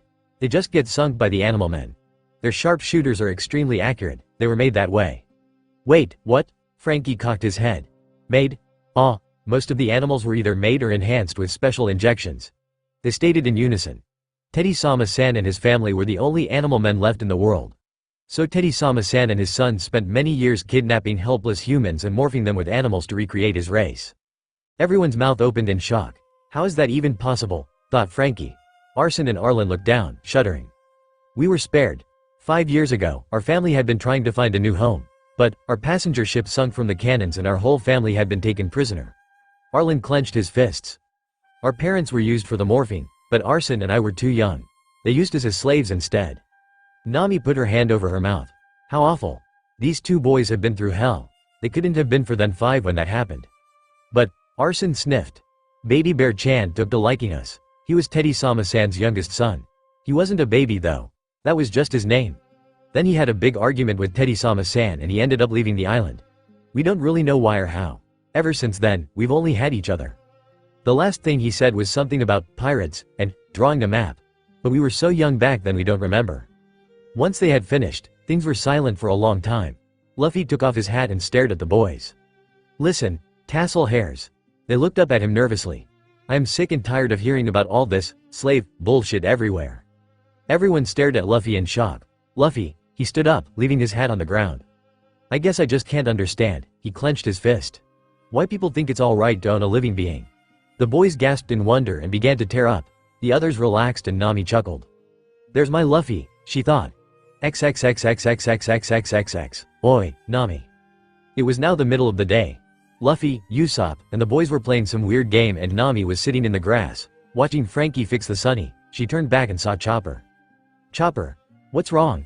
Chopper plopped on the grass with a plip and sighed. Sanji still hasn't come back. I know. Chopper stared up at her.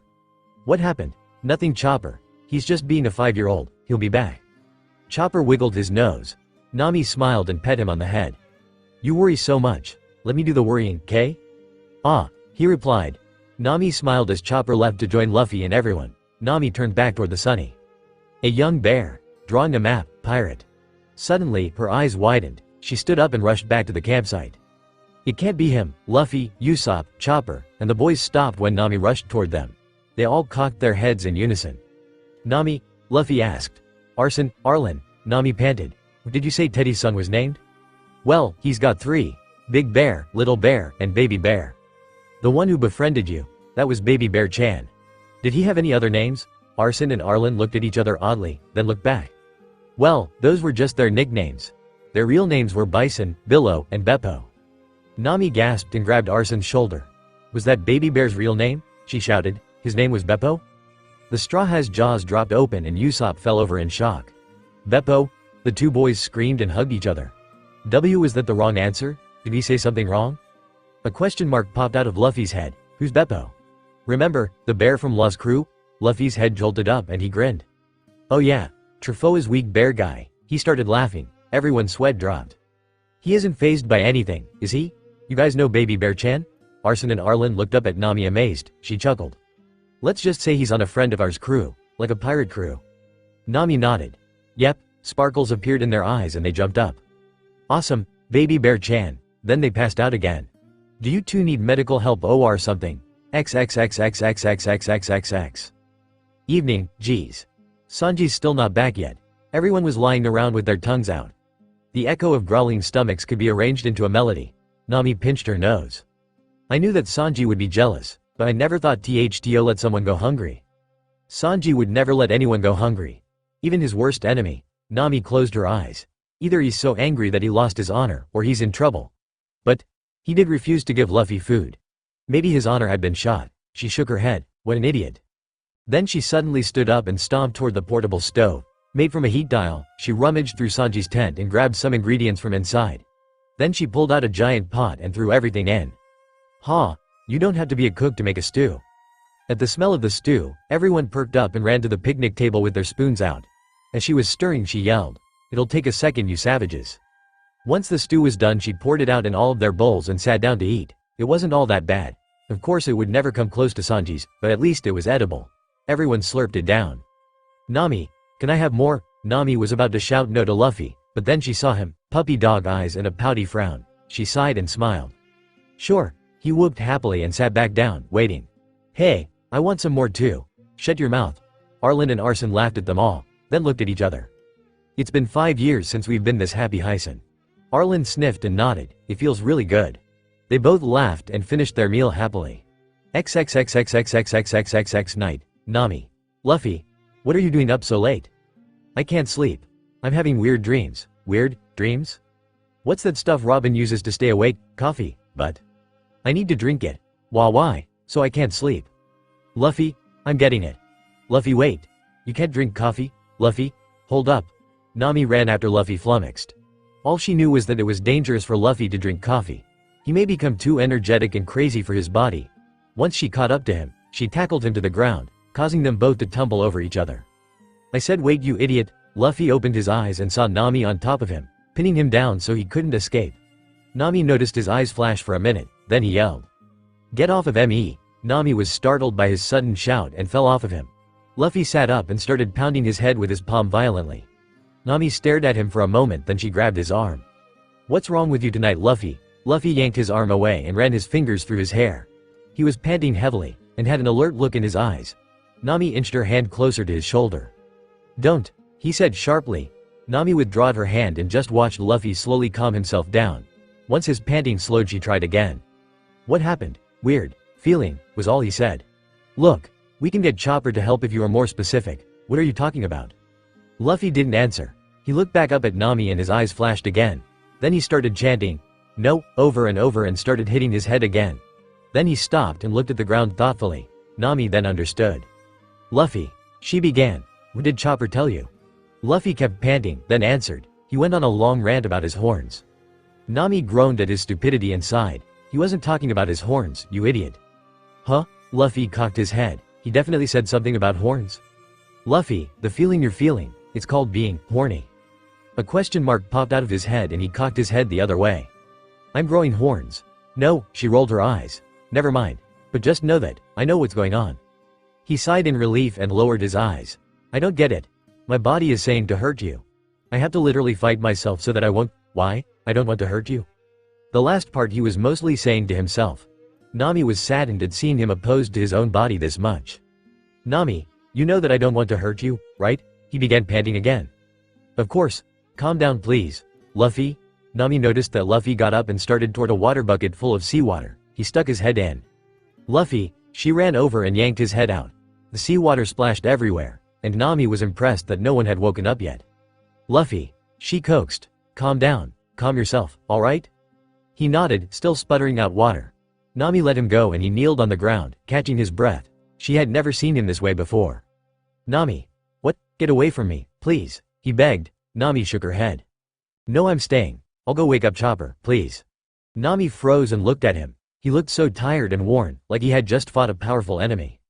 "Luffy, I can't." She watched alertly as he stood up and started walking toward her. "Luffy. Look. Calm yourself. I'll get Chopper. He'll know how to calm you do." "Chopper can't fix it." "I don't know." He stopped in front of her, still panting. "I know that you're the one who causes it." "Then leave then." She began to feel uncomfortable. Look, if you don't leave I'm going to beat the crap out of you." "I can't," he repeated. He reached his arm out and gripped her shoulder. Nami looked at him confused and a bit frightened at the same time. "Let go please," she said. Luffy looked at her with a sympathetic expression. "My body won't move." "Try," she snapped. "I am," he snapped back weakly. Then he let go of her shoulder and hugged her suddenly. Nami was surprised at the gesture, and didn't hug back. "Oh oi, let go of me." His head peeked up. "If I let go you will beat me up." "You think?" she snapped comically. Nami calmed and just then realized how warm his grip felt. She swallowed, then she hugged him back hesitantly, which made Luffy smile. His panting slowed and he returned to his normal color. "This feels good," he said softly. Nami smiled a little bit, happy that her captain had finally calmed down. They stayed that way for a long while before Nami let go. "Alright. Are you finally satisfied?" Luffy stepped closer to her and inched his head closer to hers. She could feel his heavy breaths on her cheeks.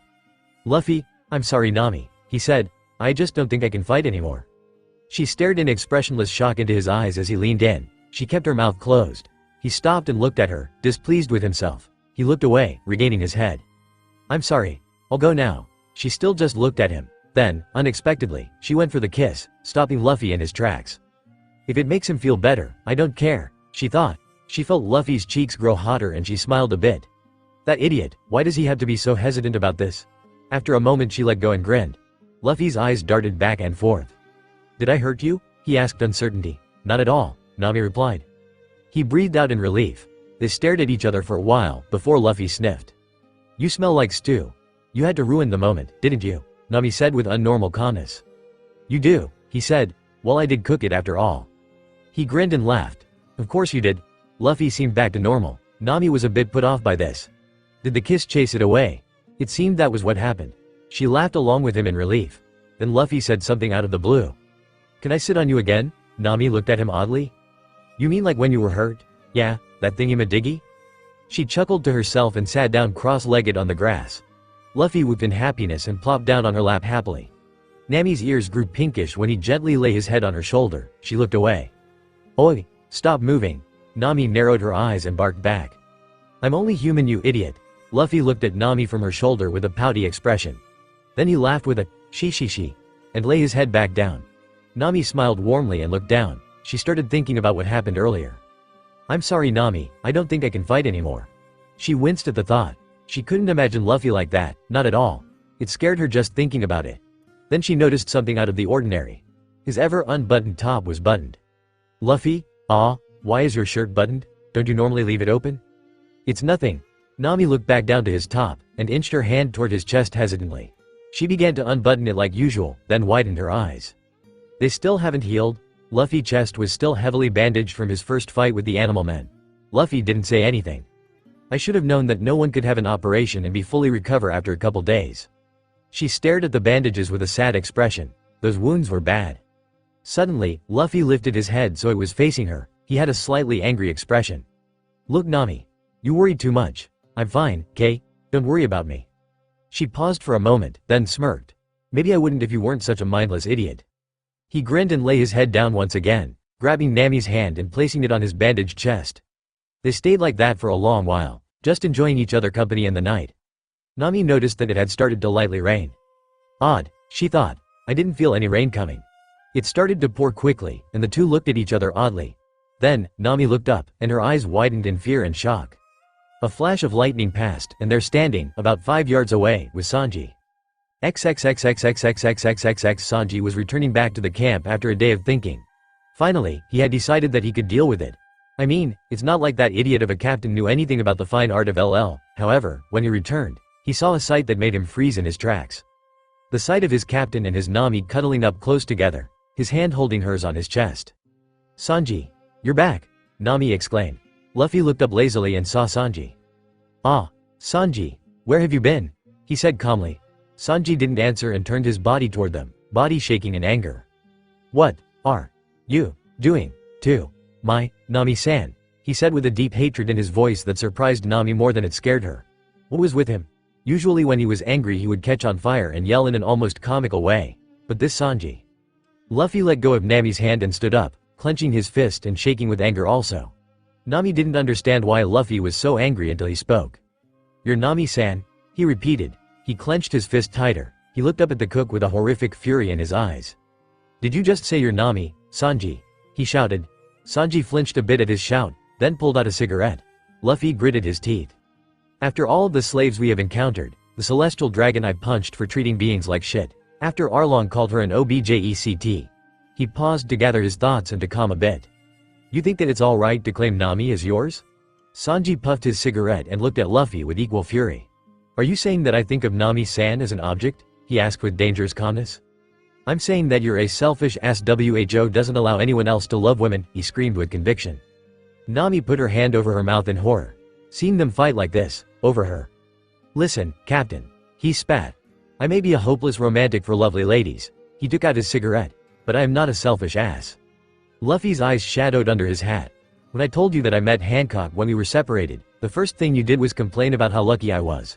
When we met Yawahoshi, same deal. Even with women you've never met, you won't let anyone else allowed near them. He smirked with bitter sarcasm. Because you're so special, right? Sanji, no one could ever compare to your love poems, or your sweet metaphors, right? Sanji placed his cigarette back in and grabbed Luffy by the collar. Says you, he yelled in his face.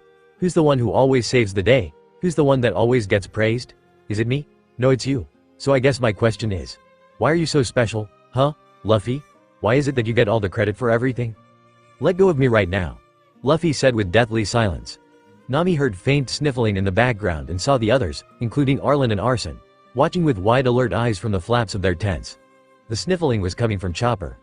Sanji let go violently and adjusted his tie. You're calling me selfish for loving women. I'm calling you an arrogant con artist. We work our shitty asses off for you, and yet everyone only notices you when we reach a new island. Better yet, everyone thinks that you are so modest and so caring to your nakama. Sanji puffed his cigarette one last time, then turned around and dropped it onto the grass.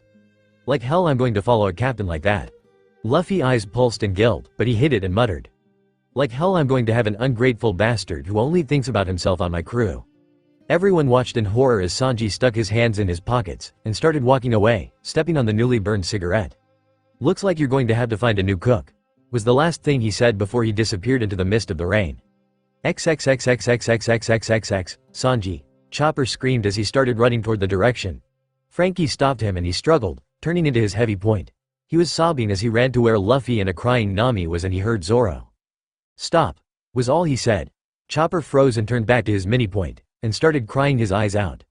Brook was strangely silent, along with Zoro, while Robin and Frankie looked at each other with pained eyes. Usopp wiped his eyes, then shouted at Luffy. "Oi, are you just going to let him leave, after those grueling 2 years, Luffy?" "Shut up, damn it." He choked, trying to mask his pain with strength. Then he walked toward the half-fixed Sunny and rocketed in without a word. Usopp winced, then remembered when he left the crew. How awful and lonely it was. He tightened his fist and ran towards the direction where Sanji left. Arson and Arlen watched this whole episode in confusion. "Was that the cook guy they were talking about, Aizen?" asked Arson. "I don't know," Arlen retorted, "but they don't seem very happy now, do they?" Sanji," Usopp screamed as he reached the nonchalant Sanji. He grabbed his shoulder forcefully and turned him around. What the hell was that all about? After 2 years of training for him, why are you leaving Sanji? "Get off of me," he said, and he pushed him violently to the ground. Usopp looked up at him with tearful eyes, while Sanji looked back angrily. "I'm not your Nakama anymore, Usopp. Go away, I'm done with that shitty bastard." Usopp watched him turn away. What happened, after all this time? Usopp tried to hold back sadness. Flashbacks of when he left the crew. "It's lonely," he shouted with high emotion. "You'll have an empty hole in your soul that won't go away, Sanji." He began to cry. "It's not worth it. Believe me, I know." Sanji winced a little, then kept walking. "I'm not like you, Usopp," was all he said. Suddenly, a large, bear-like silhouette appeared in front of the two. The last thing they saw before they slipped into darkness was a giant white paw, then silence. XXXXXXXXXXX. Nobody slept that night. 8 bloodshot eyes stared at the ceiling of a tent for the remainder of the night. The only one who did anything different was a defeated Luffy, who had stopped his silent tears hours ago and just sat on his hammock in the sunny, staring into the open mouth of his hat. The next morning was just as silent. Nami threw together another stew, which everyone half-heartedly ate, and Luffy did not move from his spot. Nami was worried about him. He hadn't come down for breakfast. She swallowed, filled up the biggest bowl with the sloshy, mediocre dish, and boarded the Sunny with it. She walked into the men's quarters and saw Luffy, still staring at his hat with a pained expression. His shirt was off, though it was covered from shoulder to thigh by the bandages. He had his knees up to his chin, his head resting on it gently. He seemed lost in his own head. "Luffy," Nami said softly as she stepped closer to him. She stuck the bowl next to him gently, but he just faintly shook his head. She frowned in sympathy and placed the bowl on the floor. "It's not your fault, Luffy." She lowered her eyes. She noticed that Luffy's eyes panged and he turned his head to the other side. "Idiot," he whispered, his voice cracking a bit. Nami began to tear up seeing him this way. It was even worse than when Usopp left. Nami paused for a moment, before crawling in the hammock beside him and hugged him lightly from the side. "It's okay, Luffy. I'm here now. It's okay to cry." Luffy struggled to keep it in. Then he buried his face in his hands, weeping to himself. Nami blinked a tear too and stroked Luffy's soft hair. They stayed there like that for a long time. "I'm sorry," Luffy said from beneath his hands. "I'm sorry that I'm such an arrogant con artist. I'm sorry that I'm such a selfish captain." Nami stopped stroking his hair and grabbed his arm with sudden force. "Don't you ever say that again, Luffy," she screamed. Luffy looked at her with surprise, both at himself and Nami's outburst. "It's not your fault, Luffy. You're a better captain, a better friend, than any other captain on the seas." She let go of his arm and stared into his eyes. "It's plain idiotic to apologize for something someone else did," she added. Luffy stared at her for a moment, before tightening his mouth and placing his hat back on his head. "You're right, it was idiotic for me to say that." He looked up from under his hat at Nami. "If Sanji wants to come back, he'll come back. For now let's just wait," she finished. Luffy nodded with an, "Ah." Nami smiled sadly and scooted off the hammock. "Come down and eat in a bit, okay?" Luffy nodded half-heartedly and lay down on the hammock, ready to catch up on the lost sleep. XXXXXXXXXXX. That night, everyone was sprawled on the ground and over logs, whining. Nami yelled at them. "What's with the groans? We're hungry," moaned Chopper. "I'm sick of stew," agreed Frankie. "You've only had it twice." "I'm so hungry that my stomach has shrunk. Oh, but I don't have a Santo." Brook kneeled into an aura of depression. "Why have my brilliant jokes been getting interrupted so much lately?" Just then, a loud, obnoxious yawn was heard in the direction of the Sunny. Everyone shot up and saw Luffy shuffling toward them sleepily. "Luffy," Chopper squeaked as he hugged him around the leg. He made a confused sound in his throat and yawned again. The sleepy Luffy sat next to the fire, along with everyone else. Nami was extremely happy to see him, but frowned when she tried to get him to eat a bit of the old leftover meat, only for him to reject it once again. "I'll take it," pleaded everyone. "No, this one is for him, you heartless jerks." Once Luffy woke up a bit, Nami stood up. "Alright, first order of business. Arson. I Nami-san sama." They shouted from their tent, which they were told to stay in for the day. "Come with us," she ordered, and she motioned for everyone to follow her to the sunny. Once they arrived to the kitchen, dining area, everyone gathered around the Den Mushi. "We need to call law, maybe Beppo can tell us something useful about his father." Nami hesitated on the word father, picturing that cowardly bear with a perverted dad like Teddy unnerved her for some reason. Luffy nodded, still not smiling. Robin whispered to Frankie. "Mr. Captain hasn't smiled once since the incident with Sanji, Frankie," she noted. "Ah, I've noticed," he responded. Nami lifted up the snail and, with nods from the crew and confused glances between the brothers, called for the Heart Pirates.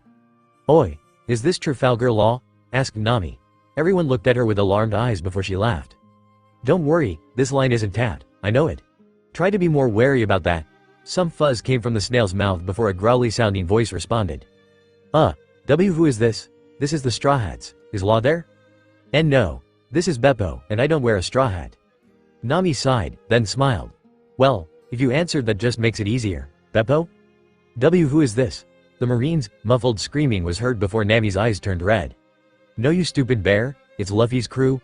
You know, those guys?" The screaming stopped and a much calmer voice sounded. "Oh, hi, oi. Beppo, we have something to ask you." Luffy sat on the ground listening to Nami talk with a bored face. "What? Just wondering, does the name Teddy ring a bell?" Dead silence over the line. Then blue squiggly lines appeared over the snail, signaling some depressed thinking on the bear's side. Nami raised her eyebrows and shook the receiver. Then Beppo replied with a shaky voice. "Ted, die." As if talking to himself, Nami became impatient. "What about Arlen and Arson, do you know them?" Arlen and Arson rushed to the Den Mushi and scrambled for the receiver. "Baby Bear Chan. It's USISEN. Remember, Baby Bear Chan?" Another pause. Then Beppo replied with a very uncharacteristic serious, yet desperate tone. "Arson. How are you two holding up with Father Bear?" "Not so good, Baby Bear Chan. Come back, we miss you." "Why, you know I can't do that. Father Bear's too scary and mean."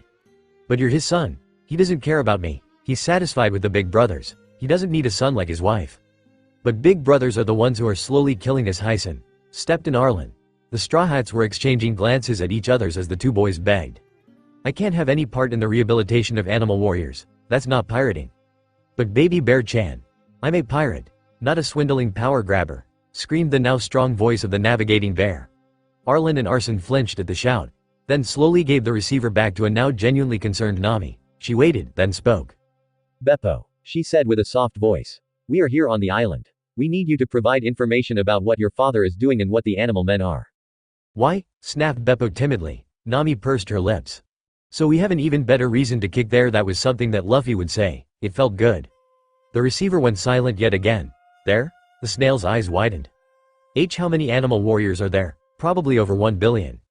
A slamming noise was heard from the snail, probably a book or a glass dropping. Luffy still sat on the ground, arms crossed and eyes closed, while everyone else was listening with alert eyes. 1 billion? Beppo repeated. "Most likely more." A pause. "I will call you later. I need to think over this for a while," was all he said. The snail clicked and everyone didn't move for a moment. "Well then, let's wait for him to call later," Nami announced, breaking the silence. Everyone nodded and left the sunny one by one. Nami, while leaving, stared at the boys firmly. "Are you two hiding anything from us?" They hugged each other frightened, then replied. "We've told you everything we know. We didn't even know Baby Bear Chan was a pirate. We swear." Then they fainted. Nami facepalmed and looked toward Luffy. He was still sitting on the floor with his eyes closed and crossed arms. She was disturbed by how serious, yet calm he was. Luffy being calm was always the scariest thing to her. After the whole Sanji thing, and their relationship, and the tension with Teddy-sama, she didn't even know what he could be thinking about now. Definitely not Luffy Planet, she said to herself sadly and left the boy to himself. XXXXXXXXXXX Sanji awoke abruptly. He shot up and looked desperately around him. He was in a cell, a small one. The door was tightly sealed. Then he noticed Usopp, still unconscious on the stone floor. This was all his fault. I wouldn't have gotten distracted if it weren't for him. Then he flinched at his harshness. Well, if he and Luffy wouldn't have fought. He gritted his teeth and rested his hand on his head. That shitty idiot. Look what he'd gone and done now. But, he looked back at the long-nosed moron. Usopp knew what it was like. What had he said?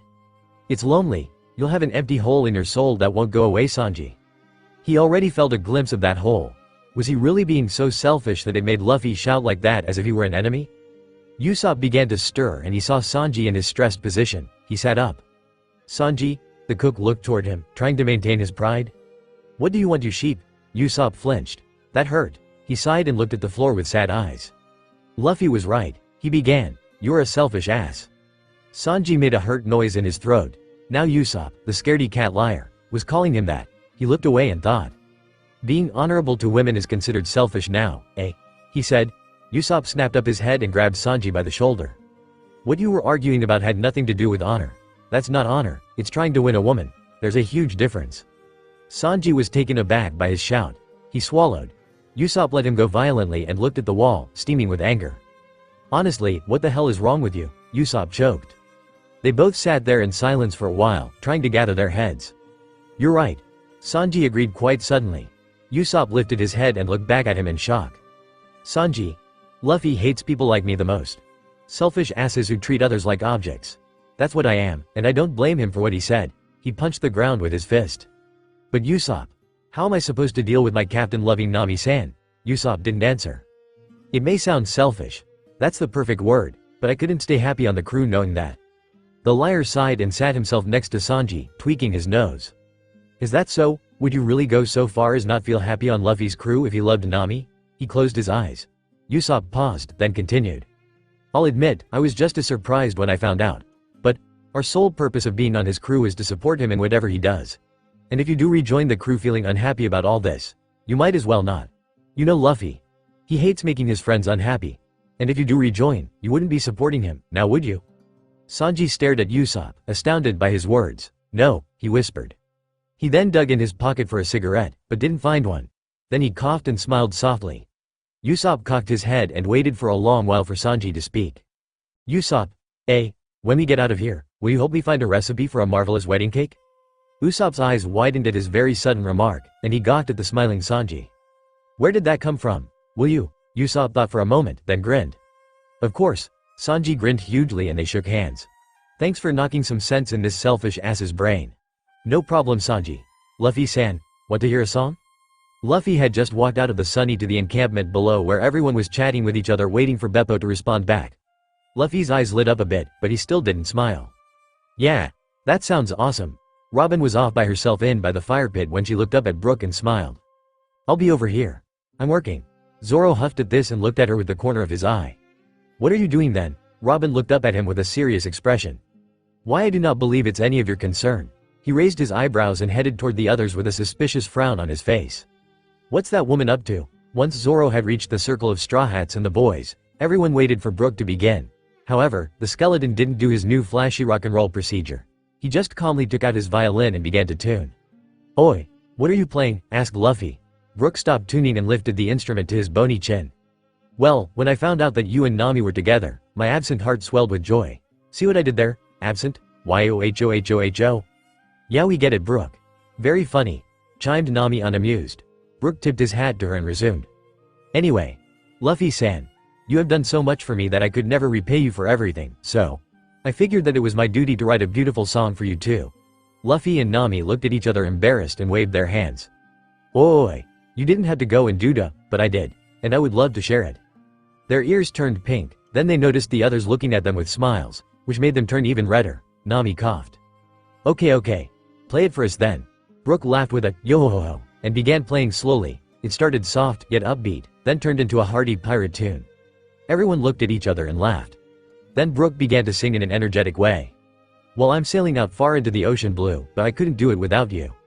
I'm going to search for new adventures, and perhaps I'll find something for you too. Well, I can't stop now, not that I would know how.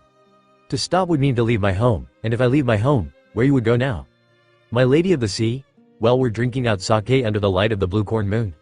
Laughing at the fat seagulls fly by, when all's out sleeping, we are still creeping along, speaking to the tides, while you're singing in the raining mornings of the rising dawn. As I'm looking over a lion's head, knowing that anywhere we might end up is fine with me. Lady of the sea.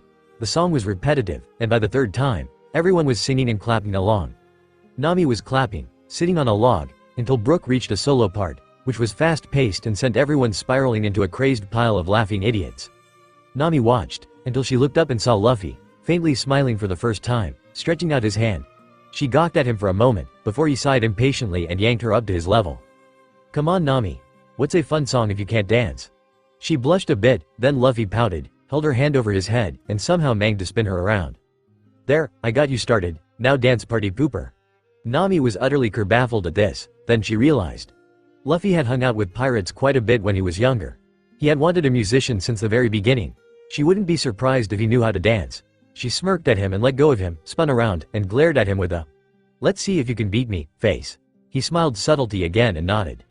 As the singing started again, Luffy began first. He moved clumsily, yet not completely horrific. He nearly fell over several times, which made Nami laugh. Luffy looked up panting and sweaty. "Why are you laughing? It's not funny." She covered her mouth to stop, then pushed him gently out of the way. "Watch and learn, idiot." As the beat picked up, she began to move in a way that astounded everyone. She was graceful, yet seemed to be having fun at the same time. Luffy stared fuming comically in her direction. "Oi, I'm not a girl so." Nami snorted and elbowed him. "Did that pirate teach you nothing?" Luffy said nothing and stepped in front of everyone. "Oh really, Nami, watch." He stepped along to the music first, before he tossed his hat in the air and caught it perfectly in time. Everyone cheered and he grinned. Then he spun it on his finger while he slowly inched his arm to it, then flicked back into the air, before kicking it backward onto his head, still perfectly in time with the music. Brook went back to the chorus and Luffy sang along, acting out the words in a very creative fashion, even if he was singing horribly off-key. Nami watched amused, before walking next to him and sliding in front of him, purposely trying to annoy him. He frowned and comically shoved her to the side and continued. Then she returned and duck slapped him away. It went on like that for a while before Luffy accidentally tripped and fell onto Nami. They were both really into the music, so they just grabbed each other's hands and began to dance together in unison. Finally the song was coming to a close and the two broke out of their daze and Nami found herself stopping at Luffy's chest with a small spin right when Brook lifted his bow. They stared at each other with confusion before they heard the Straw Hats and the boys whoop and cheer for them. Even Robin had torn herself from whatever she was doing to throw a rose in their direction. They pushed away from each other awkwardly and Brook tipped his hat. "Ah, that was so beautiful, my eyes are beginning to tear up." He paused. "Oh, but I don't have any EY." Nobody was paying attention to his joke and he faded into another depression. "Why?" Arson and Arlen pet the skeleton on the head sympathetically. Chopper flipped on Nami's head and started sobbing in happiness while Frankie was weeping over by Robin, and Zoro slapped Luffy on the back. "Good job, Captain. Work on your footing." "Ah," Luffy announced with his grin finally back on his bright red face. XXXXXXXXXXX. Oi. After everyone finally settled down, and Nami tried once again to get Luffy to eat with no avail, Chopper had gone to play with Usopp. However, Usopp was nowhere to be found. Everyone. Usopp's missing. Luffy raised his eyebrows and headed toward the reindeer. "Where is Usopp? That's the problem, I don't know, you idiot." Everyone looked at each other alertly before Robin looked up. "Usopp ran after Sanji last night after everything, yet he hasn't returned." She sat in a thinking position. "I hope Mr. Cook didn't use his flesh for some sort of rare dish." "What the hell is wrong with you, woman?" Zoro yelled for the third time in several days. Chopper ignored her and tugged at Luffy's pant leg. "Luffy, what should we do?" Luffy didn't answer, then he rubbed his neck. Knowing Usopp, he probably won't just let that ass go. He hesitated on the insult. "Let's just wait to see if he turns up. If he doesn't come back tonight, we'll go see what's up." "Ah," retorted Chopper nervously. Just then, a faint, purru purru purru purru, came from inside the Sunny. Everyone looked at each other and ran back into the dilapidated ship. Once they reached the Den Den Mushi, Luffy picked it up. "Yo," he said quickly, trying to act professional, but failing horribly. Everyone facepalmed. "Hello. Is this the Strafut Pirates?" asked the strangely serious voice of Beppo. "Ah, what do you think of?" he said confidently with horrific grammar. Nami shoved Luffy comically out of the way and a sweat droopy dripped on her head. Luffy crashed into a wall. "Sorry about that, Beppo. So, what did you come up with?" "Well, it's quite simple really. That Father Bear and Brother Bears are much stronger than you may think. And plus, you said there were over 1 billion animal warriors?" "Animal men? Yeah, about that many." "Alright. I'm going to tell you something. Something I have yet, alright?" Luffy huffed next to Nami, and Urk marked pursing over his head. Nami just ignored it. "Alright." Beppo sighed over the snail, then began. "As you probably already know, as bears were the only animal men left in the world. Our race had been wiped out during a large war on our home island of Lamina Ridge. Back then, animal men were probably the weakest race out there. Now my father, or Teddy Bear as you know him, fled Lamina with us. But Mother Bear had been too frightened to go anywhere, and, despite our protests, stayed on Lamina while it burned to the ground. A long pause, then he continued. Father Bear was in a dark fury over the war. I mean, who wouldn't be? However, he went too far. After sailing aimlessly together, we drifted to an uninhabited island. One with a large, beautiful waterfall in the exact middle of it. This is the island I assume you're on, right? Yeah, okay. Another pause. I was probably about 12 when we reached the island. All I wanted to do was let the past go. If we were the last ones left, why couldn't we just reproduce with humans to at least preserve a trace of the animal men? But the others, my father especially, would not let it go, still understandable. But once he began combining travelers that just so happened to pass by the island with animals, I had began to be a bit wary everything. He called the project, the rehabilitation of the animal warriors. However, I truly believed it to be wrong when I met the two boys. Arlen and Arson, hi. At first I treated them like shit, like father and big brothers. But one day, I somehow found myself in the stump basement they lived. They were fed only the tiny leftovers that we didn't eat from our meals. I tossed them a piece of bread and they cried and thanked me until they fainted. What's with all the fainting they do anyway? From then on, I stole from our ever-shrinking food supply and gave them a proper meal every day. I would play with them and tell them stories too while they ate. We became great friends. However, maybe a couple months later, Father Bear explained the entire project to me. He told me that one day, when he created enough animal warriors, that he would set out to sea and just obliterate anyone who crossed his path. Then he said that he would become the Pirate King, just because. When he told me this, I thought of the boys. Not everyone was bad. Wouldn't that just be the same thing as what those people did to us? We fought long and hard, but he eventually won, due to the fact that I had inherited my mother's cowardly personality. Father told me that he didn't need a third son, one that was like his stupid wife. I told him that I would set off to sea and become a great pirate. One that would put his uncivil beasts to shame. And that I would see the day where I would see everything that this ocean has to offer on one map, even this island no one ever knew existed. Then I left, and here I am now. After Beppo was finished, a long silence swept the room. Luffy was the one to break the silence. He angrily glared at Nami, who gave him the receiver. He began in a forceful tone. Listen, bear guy, I don't know many things. I don't know why people think that it's okay to kill people. I don't know why that bastard would call his own wife stupid. I don't even know how they can bring themselves to do those things.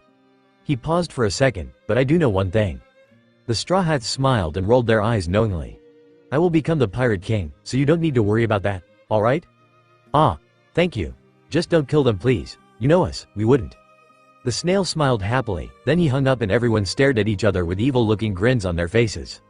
Looks like we have yet another reason to kick their asses. Yep. Let's go. Hold up, squeaked Chopper. Everyone snapped out of their comical evil and watched Chopper waddle over to Luffy. Ah, Chopper, you ruined the bloodthirsty rage moment. Never mind that. I need to check something. Chopper told Luffy to sit on the ground as he removed his chest bandages. Everyone became bored and just chatted with Frankie about the Sunny. Suddenly, an angry shout came from Luffy. Would I mean I can't go fight? Chopper gave a mean expression and wrapped a new bandage around him. Your wounds are still way too bad. You're lucky that I let you move around as much as I did. It would surely kill you if your scars opened up. Shut up, I'm fighting. If you fight, they would open up for sure. I don't care, I won't let you fight Luffy. Chopper and Luffy were nose to nose before Robin separated them with 2 hands. Chopper stood up and packed up his pack. If you fight, you'll die. No I won't, trust me. I do, but I'm not going to die from petty stuff. It's not petty, it's a serious injury. Let me talk to him, Choppy. Nami stepped in. She crouched next to him and looked at him angrily. Luffy, we can handle it. Don't risk your life for something this small. If it was small I would let it go, he replied. But those bastards hurt you, and the tassel heads, and bear guy. Like hell I'd let them go after that. Zoro and everyone can beat them, don't you trust us? Luffy opened his mouth to counter, then closed it and looked away indignantly. You should let us do some of the hard things sometimes. You need to stop thinking that you're the only person who can do anything. We can take over. But, there's no buts. We will beat them, bring back Usopp, cough cough, and Sanji-kun too, cough cough asterisk. And then we'll all have fun and party again, alright? Luffy pouted stubbornly, then his eyes lowered and he muttered, alright. Nami smirked and bonked him over the head. Ow, what was that for? For being a stubborn idiot? Everyone laughed and waved at Luffy and the boys, and headed toward the waterfall triumphantly.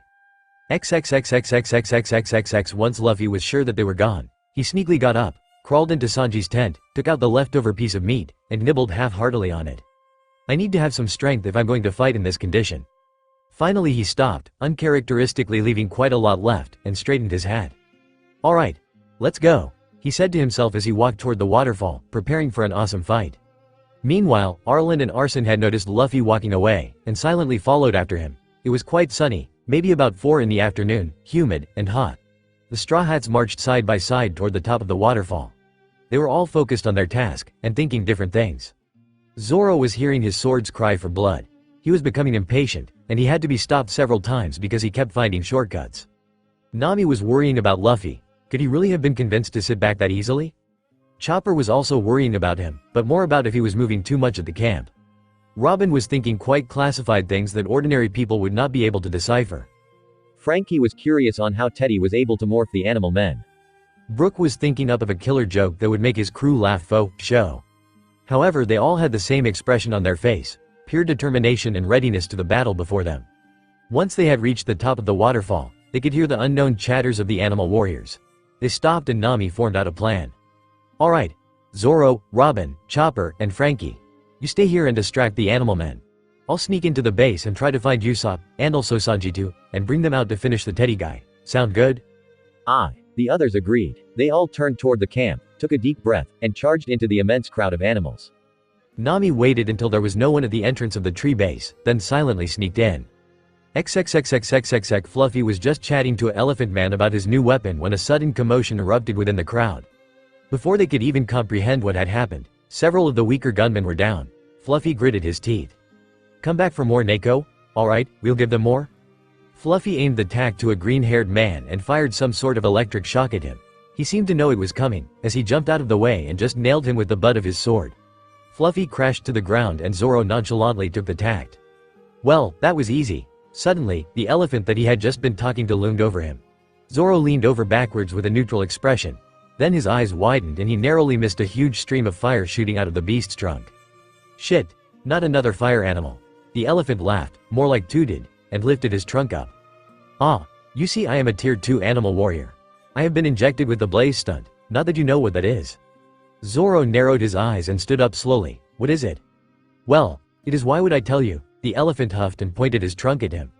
Why should you care anyway? You're going to be burned to death either way. Zoro glared at him, then smirked in his typical badass fashion.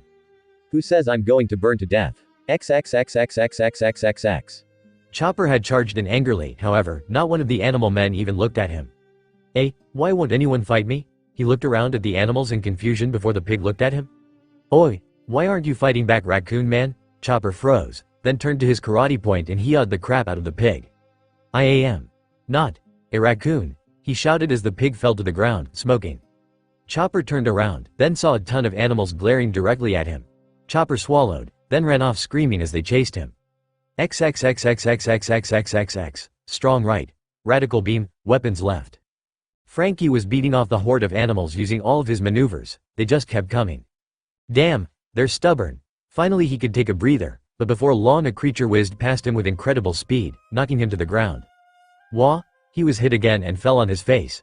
He sat back up, sputtering grass, and saw a birdman flapping in front of him. What the hell? The birdman smirked, which looked quite odd as he had a beak and he landed on the ground. I am a tier 3 animal warrior. What are you, a tin can? Frankie's sunglasses twinkled and he lifted his arm. Can a tin can perform a triple gun cannon mecha ray with added flash flare, color purple, red with a super reconcile base? The bird had question marks floating around him as one of Frankie's shoulders opened a small door. 3 large guns popped out and Frankie readied for attack. Frankie triple flash ray. 3 large reddish beams shot from his shoulder and flung to the spot where the birdman was. However, the birdman suddenly disappeared and the beam hit a large tree, engulfing it completely in a blinding purple light that could blind a man.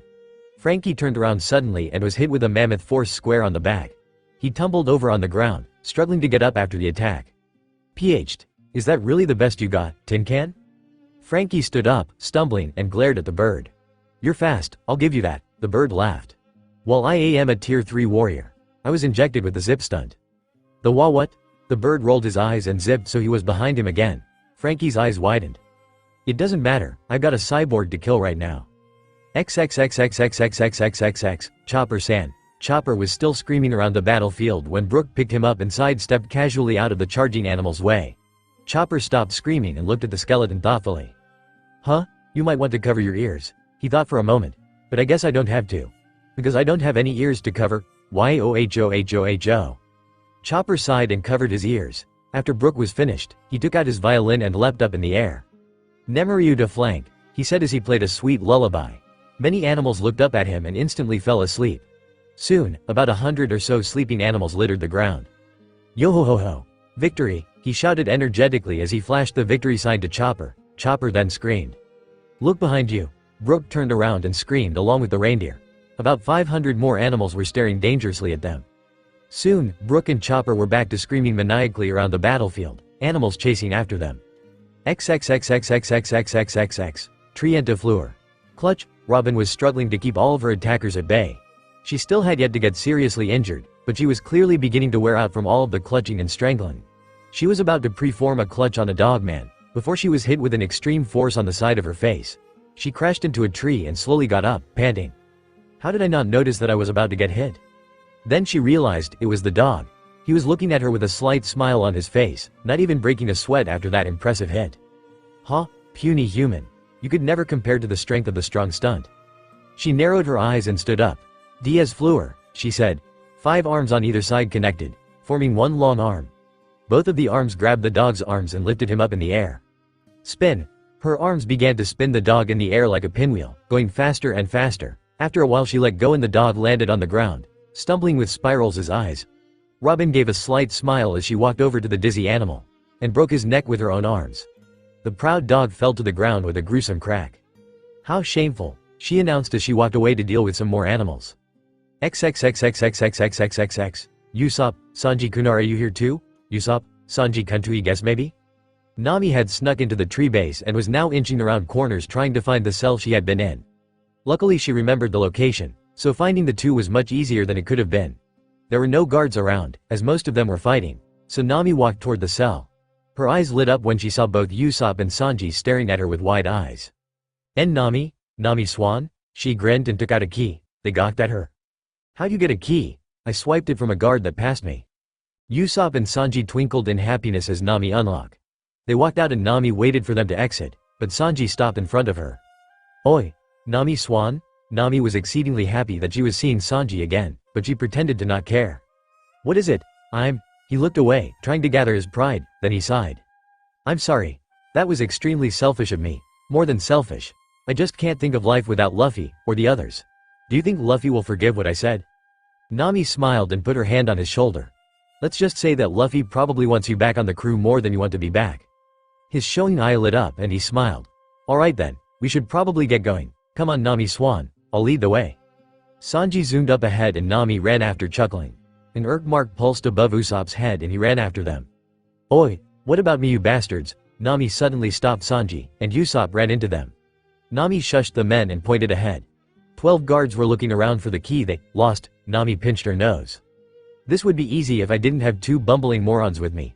But, she sighed and turned towards Sanji and Usopp. Alright. You have to stay very close to me, but not too close because I have personal space. You hear? Follow my every move. Sanji and Usopp nodded, and Sanji whispered, Nami's so cute when she's serious, to himself before following her to the other wall. We're almost there, she announced after about 15 minutes of sneaking. It was true, the door was almost in sight. Nami motioned for Usopp and Sanji to go running ahead while she checked to see if there were any guards. The men reached the door, and Nami was just about to head there herself, before she felt the familiar grab on her collar. Well, isn't it the cutie? Sanji and Usopp's eyes widened and they shouted out. Nami! It's the bear! Teddy lifted Nami up, nearly choking her and laughed. Nami grabbed at her collar and glared at Teddy with fury. Let go of her, Sanji yelled as he charged at the bear with his Diablo Hambi. Teddy noticed it and with a large swipe of his oversized paw, sent the cook flying into a wall. Sanji! Usopp gritted his teeth and took out Karu Kabuto. But Teddy swiped him to the side before he could shoot a pop green. Sanji got up, spitting out rock and watched in horror as Nami was taken out of the base to who knows where, yet again. Usopp! We had to go find Nami-san, Usopp got up coughing. Let's go, however, before they were able to leave, hundreds of guards surrounded them, leaving them unable to go after her. Shit! Let's get these guys dealt with soon before anything happens to her. XXXXXXXXXXX of all the other Straw Hats outside. Only Zoro noticed the large shape of Teddy climbing up the tree base. He grinned evilly and blocked a trunk swipe from the elephant. Then he rolled away from another fire shot. Can you hurry this up a bit? I want to beat up the bear. Like hell I'll let you do that, swordsman. The elephant shouted as he unleashed more and more fire in his direction. Zoro struggled a bit trying to dodge them, but then he noticed some commotion going on inside the base. This distracted him for a moment, which allowed the elephant to knock him violently to the ground. He grunted angrily and stood up.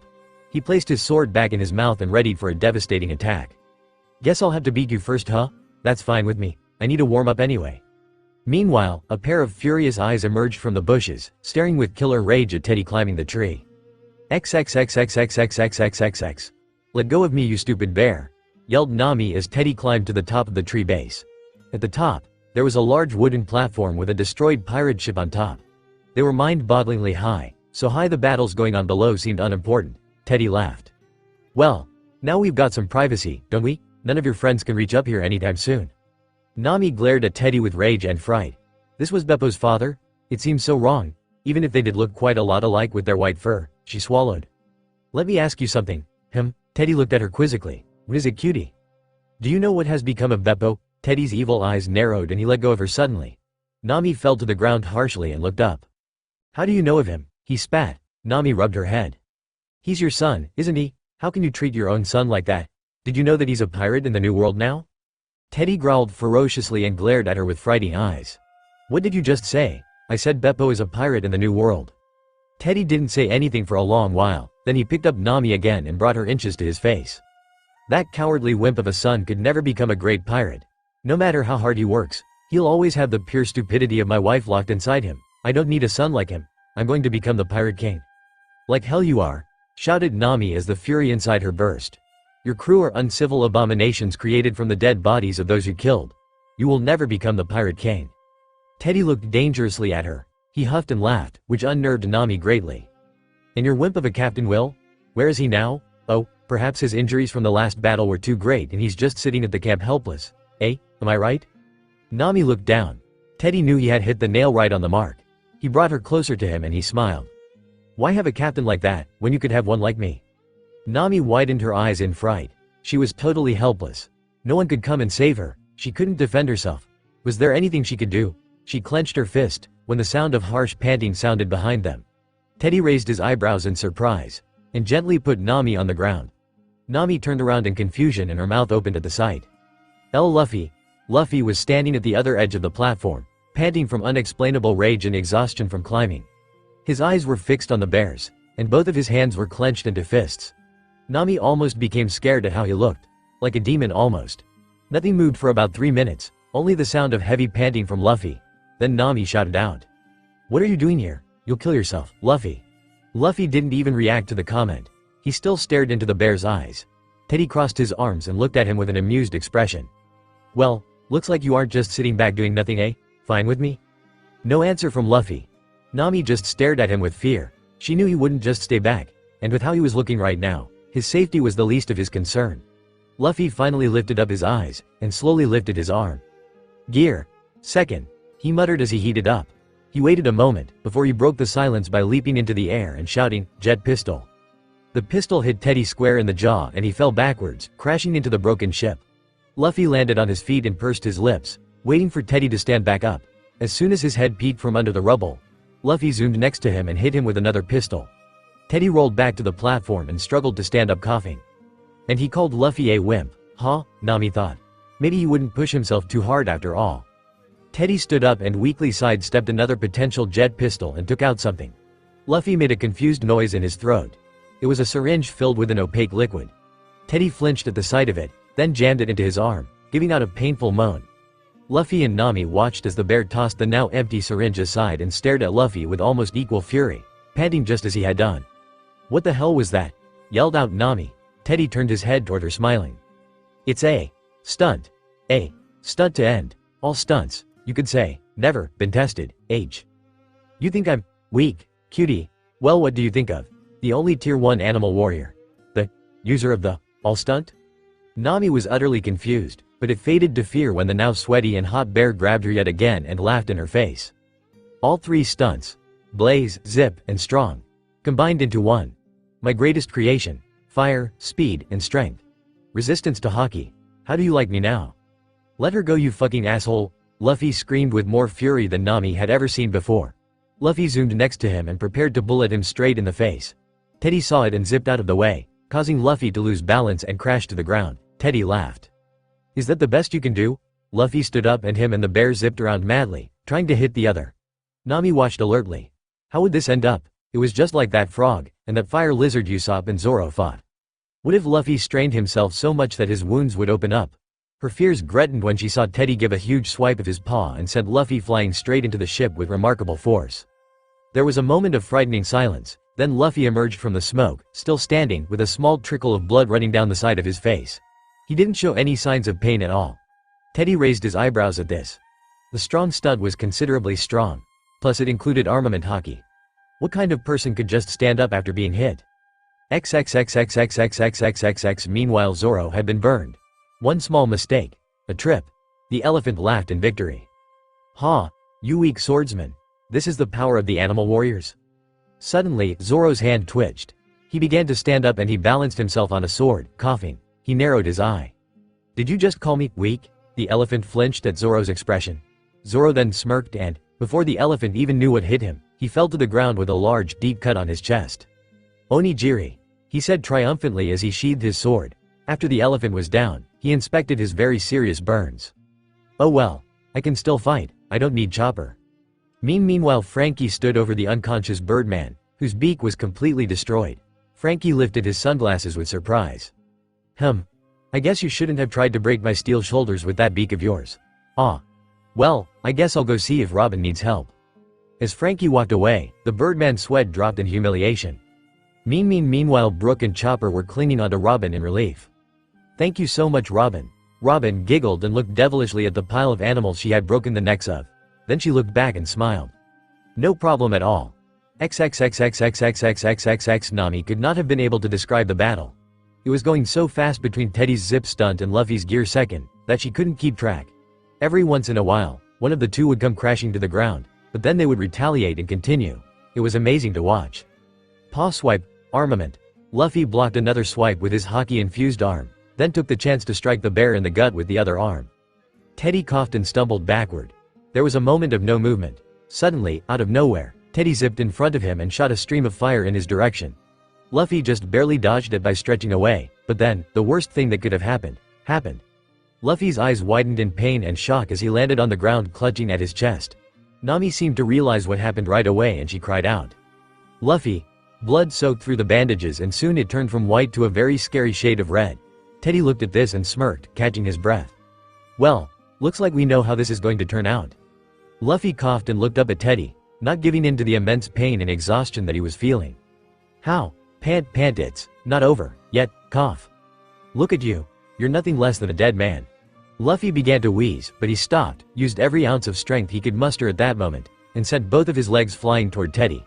Teddy was so distracted by his pride that he didn't realize that Luffy had him pinned to the spot. Luffy kept his balance and sent his arms flying backward. Armament. He choked out. He could feel another scar opening, but he pushed through. Gomu no. His arms became engulfed in flames. Red Hawk. He sent the arms flying back at Teddy, whose eyes widened in terror. Bazooka. He screamed as the arms made contact with the bear and sent him flying off the platform in a raging fire, falling down to the battle below.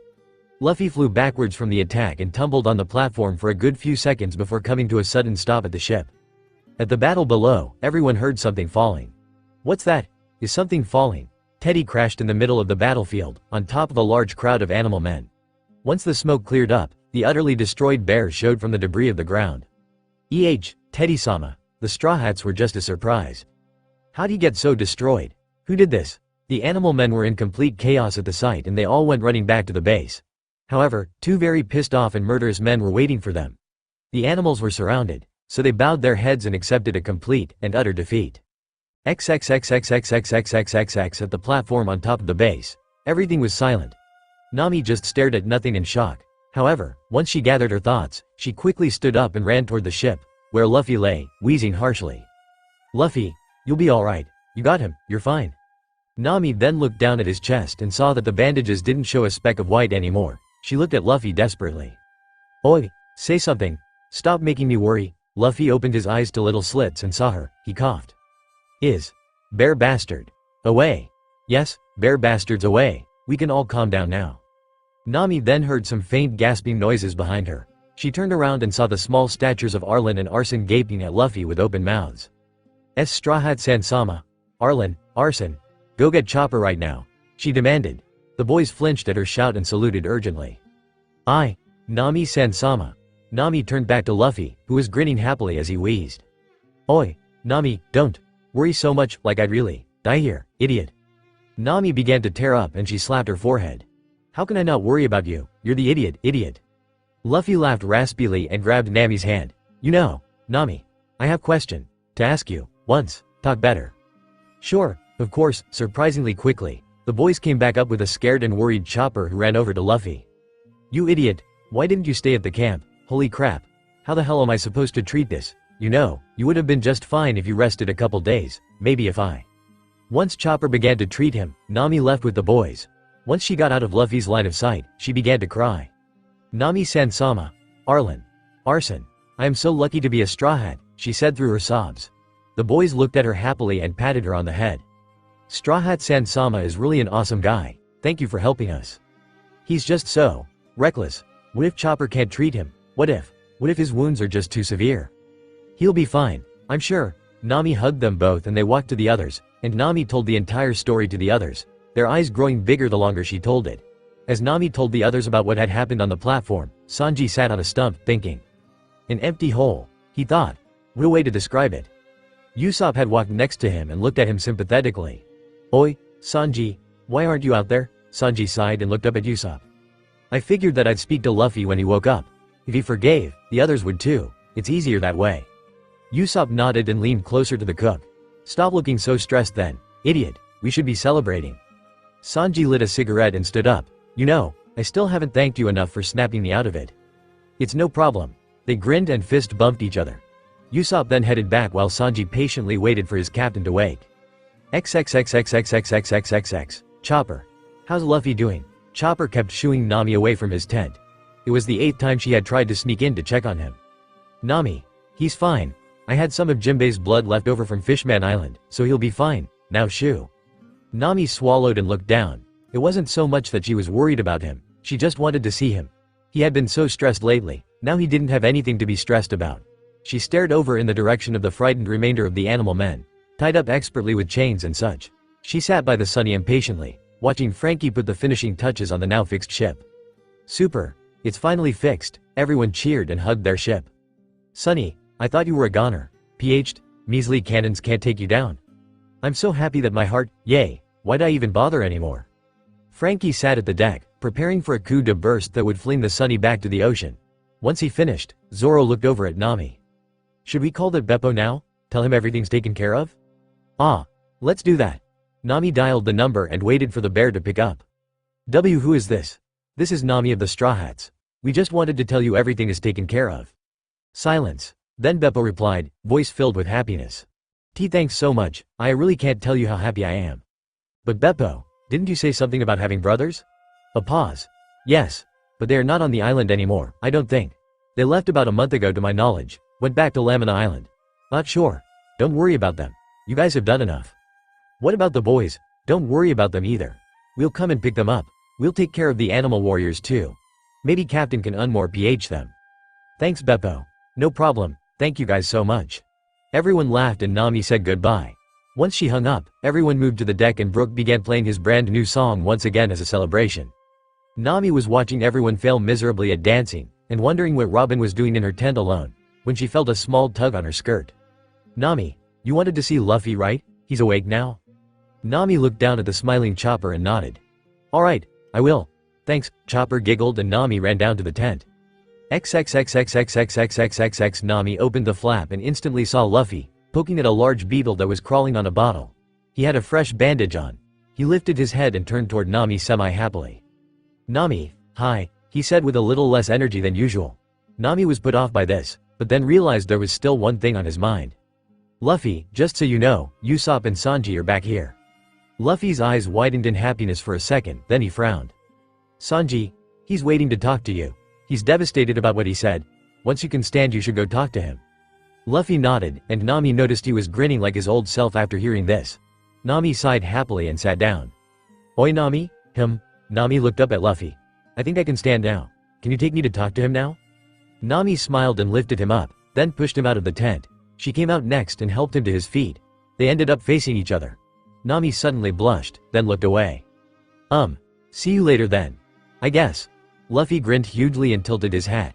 He seemed like he was about to say something, then he shut his mouth and chuckled to himself. Then he headed off towards Sanji's direction. Nami cocked her head at his behavior, but she just shook her head and waited with the others. XXXXXXXXXXX Luffy saw Sanji sitting on the stump smoking. He stopped about 3 yards away and waited for Sanji to notice him. When he did, Sanji stood up from the stump. They stared at each other like that for a while, before Luffy spoke. Nami told me you had something to say? Sanji nodded and flicked his cigarette on the ground. Then he looked back with thoughtful eyes, kneeled to the ground, and put his head to the ground as well. Luffy vaguely remembered him doing this back at the Barati. I am deeply sorry, Captain. What I said was wrong and I fully admit that. If you have the heart to forgive me, I will be more than grateful. Luffy suddenly burst out laughing. Sanji lifted his head up irritated. Oi, why are you laughing? I was being serious. After Luffy stopped, he gleefully walked over to the cook, lifted him back to his feet, and crossed his arms grinning. Did you really have to be that formal? You could have just said, sorry, and I would have forgave you. Now, cook some food. Sanji just stared at him, then shook his head. You never change, do you? Stop being so inspiring. I'm hungry. Sanji laughed and saluted happily. Aye. When everyone saw Luffy walk out with Sanji, they all greeted their cook gladly. Even Zoro slapped him on the back and said, Glad you're back, Darkboard. Sanji cooked up a feast and they all ate while telling odd stories. Robin finally came to join the others, and when asked by Robin what she was doing she replied, You'll see. Brook played the song and Sanji was quite impressed by it. While everyone danced wildly, Luffy just ate, and ate, and ate. Nami laughed madly at this and seemed relieved that he was finally eating again. I guess starving yourself for several days has increased your appetite even more, if that's even possible. Luffy nodded while he was eating and motioned for Nami to sit with him with his head. She did so and watched Luffy narf down meal after meal. Finally he stopped and stood up. Well, Nami, I think we are going to head out on Sunny again now. Walk with me back? I have to take down all the tents and the picnic table. I'll be there soon. Luffy pouted as if he really wanted to walk with her back. He opened his mouth again, then shut it once more. All he said was, alrighty. And he started to head back. Then he stopped and looked back. Oi Nami, huh? Can I ask you something real quick? Nami raised her eyebrows. Oh yeah, you didn't want to ask me something back there. Luffy rubbed his neck and looked around. So, I was just wondering, do you have a last name? Nami made a weird face. I don't believe so. No, but why would you want to know that? Luffy coughed and turned around, heading toward the Sunny's direction. He was smirking mischievously to himself. Oh, no reason. I just kinda think that, Monkey D. Nami, sounds pretty, not sure. He then walked away. Nami had question marks around her head in obvious confusion, then her eyes widened. Wait a sec, did you just, oi come back here you idiot, are you smirking, come back here. Luffy was already quite a ways away, grinning madly to himself. XXXXXXXXXXX Luffy had already reached the Sunny when Nami arrived. She was out of breath and everyone was staring at her oddly. She paused to catch her breath before she approached Luffy. Hey Nami. What's up? You look tired. He then giggled and lifted his hat with his index finger. Nami just stared at him. Oi, come on. I want to get to sailing, shouted Frankie from above. Luffy. Did you just? She didn't finish. Luffy smiled. Let's about time we leave this island. That's what you wanted to ask me, wasn't it? I have no clue what you were talking about. He lied horribly while whistling.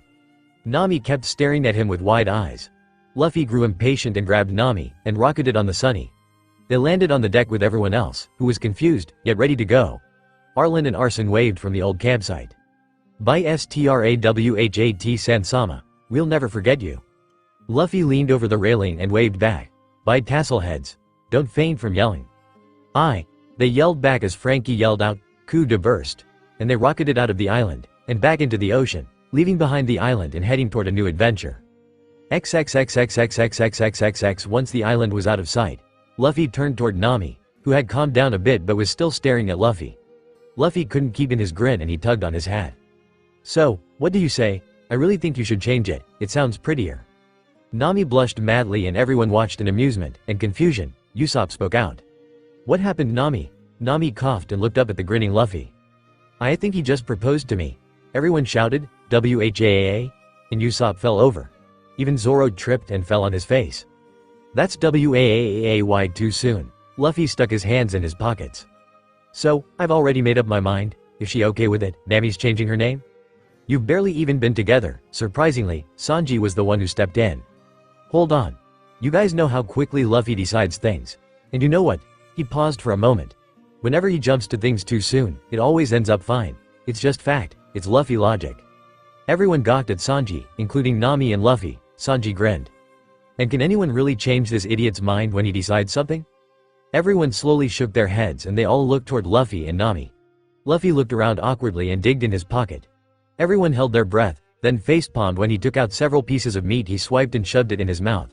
There was a long period of silence when he chewed, almost as if he was taking his time on purpose. He swallowed, waited a moment, then turned toward an overwhelmed Nami. So, Nami, will you marry me? Nami stared at him. His smile was huge, as if he knew what she was going to say. She thought frantically for a moment, then looked back at him. What an idiot, taking it this far so soon. Didn't she tell him to take it slow? She glanced at the others, who were watching bug-eyed. She smiled, then closed her eyes. That freaking stupid idiot. Yes. Everyone exclaimed in utter surprise and Luffy's grin grew even wider. Nami grinned along with him. Luffy then suddenly whipped off his hat, stuck it on her head, and kissed her strongly, still holding the hat. Nami let him and hugged his neck, which provoked reaction from the others. Then they all cheered and clapped while Robin threw down some bright red roses that were coincidentally there. Zoro facepalmed, hiding a soft smile. That idiot. It stayed like that for a long time before Luffy let go and pushed their foreheads together. Nami chuckled. You're a real idiot, you know that right? Luffy grinned. Of course I know that. Monkey D. Nami. XXXXXXXXXXX. Everyone ran down to congratulate the couple, and Robin decided it was time. She smirked, took out a heavy metal ball, sprouted an arm on Sanji, and threw the ball from Sanji to Zoro. Zoro saw that the ball came from Sanji's direction and he stormed over to him. Oi, why'd you do that? Sanji became confused. I didn't do anything, you stupid Marimo. Zoro and Sanji started screaming insults at each other, getting closer and closer. Suddenly Robin giggled, closed her eyes, and pushed the two rivals' heads together with two more hands. It took Zoro and Sanji several seconds to realize that their lips were connected, before they pushed each other off and fell to the ground disgust, shock. What the hell? They shouted. Then they noticed Robin, over in a corner, giggling madly to herself with a red face.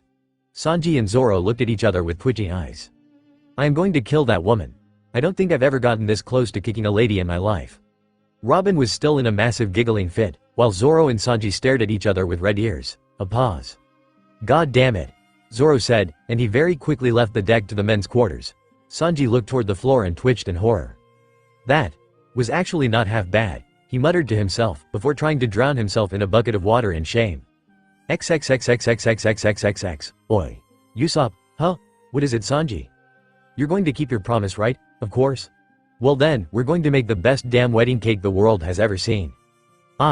Everyone had mostly gotten over the shock of the very rushed and unexpected proposal by now. Surprisingly enough, everything was back to normal. Luffy had announced that the wedding wouldn't take place until he became the Pirate King, so everyone just laid back and waited for another island to pass by. In fact, it was almost as if Nami and Luffy weren't fiancés at all. Other than a couple sweet moments between them, and countless teasings and jokes, they just treated each other like a captain and his navigator should treat each other. Usopp, however, was very timid after all of this, almost like something was about to explode every time he saw something. He noticed the subtle, little differences in everyone's behavior. Luffy seemed a bit more mature, especially around Nami. Zoro and Sanji flat out ignored each other while Robin giggled at the mere sight of them. Even Chopper went out of his way to follow Luffy like a shadow. Usopp sighed. He had always thought Luffy was cool. Heck, it made him gag to even think about any of the crew falling in love, much less marrying. But if it made his captain happy, he would fully support it, he thought. He smiled and began playing cards with Chopper. XXXXXXXXXX. Oi, Nami? Luffy tugged at Nami's sleeve impatiently before she huffed and looked back at him. What? Luffy looked around anxiously and very noticeably tested his breath. Nami smiled a bit at this. What do you want, Luffy? Luffy smiled at her warmly. Do you think we can talk in private for a second? Nami raised her eyebrows. Sure. Luffy grabbed her hand and walked her to woman's quarters. He opened the door and stopped for a second. Zoro and Sanji were sitting on the bed talking when they both looked up at the two and fell off the bed. What are you two doing here? Nami let go of Luffy's hand and leaned against the door with an evil smirk. We're the ones who should be asking that.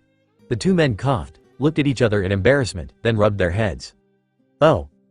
We were just talking. About. How How much we hate each other's shitty guts, Sanji replied frantically. Really, love cook? That was the best you could come up with? Shut up Marimo. You just ruined it. I ruined what exactly?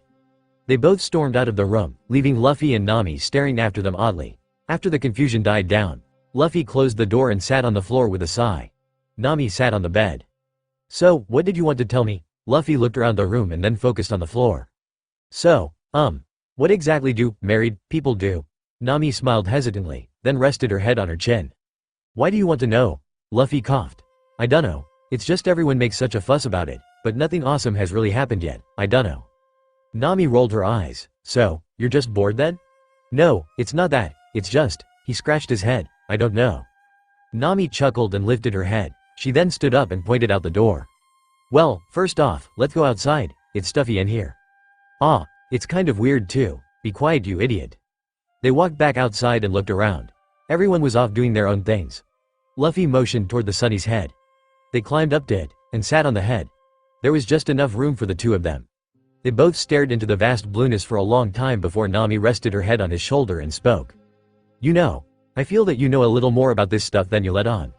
Luffy smiled and put his arm around her. I have an acute instinct, I guess. I guess. Luffy grinned and began to laugh. Nami looked up at him oddly.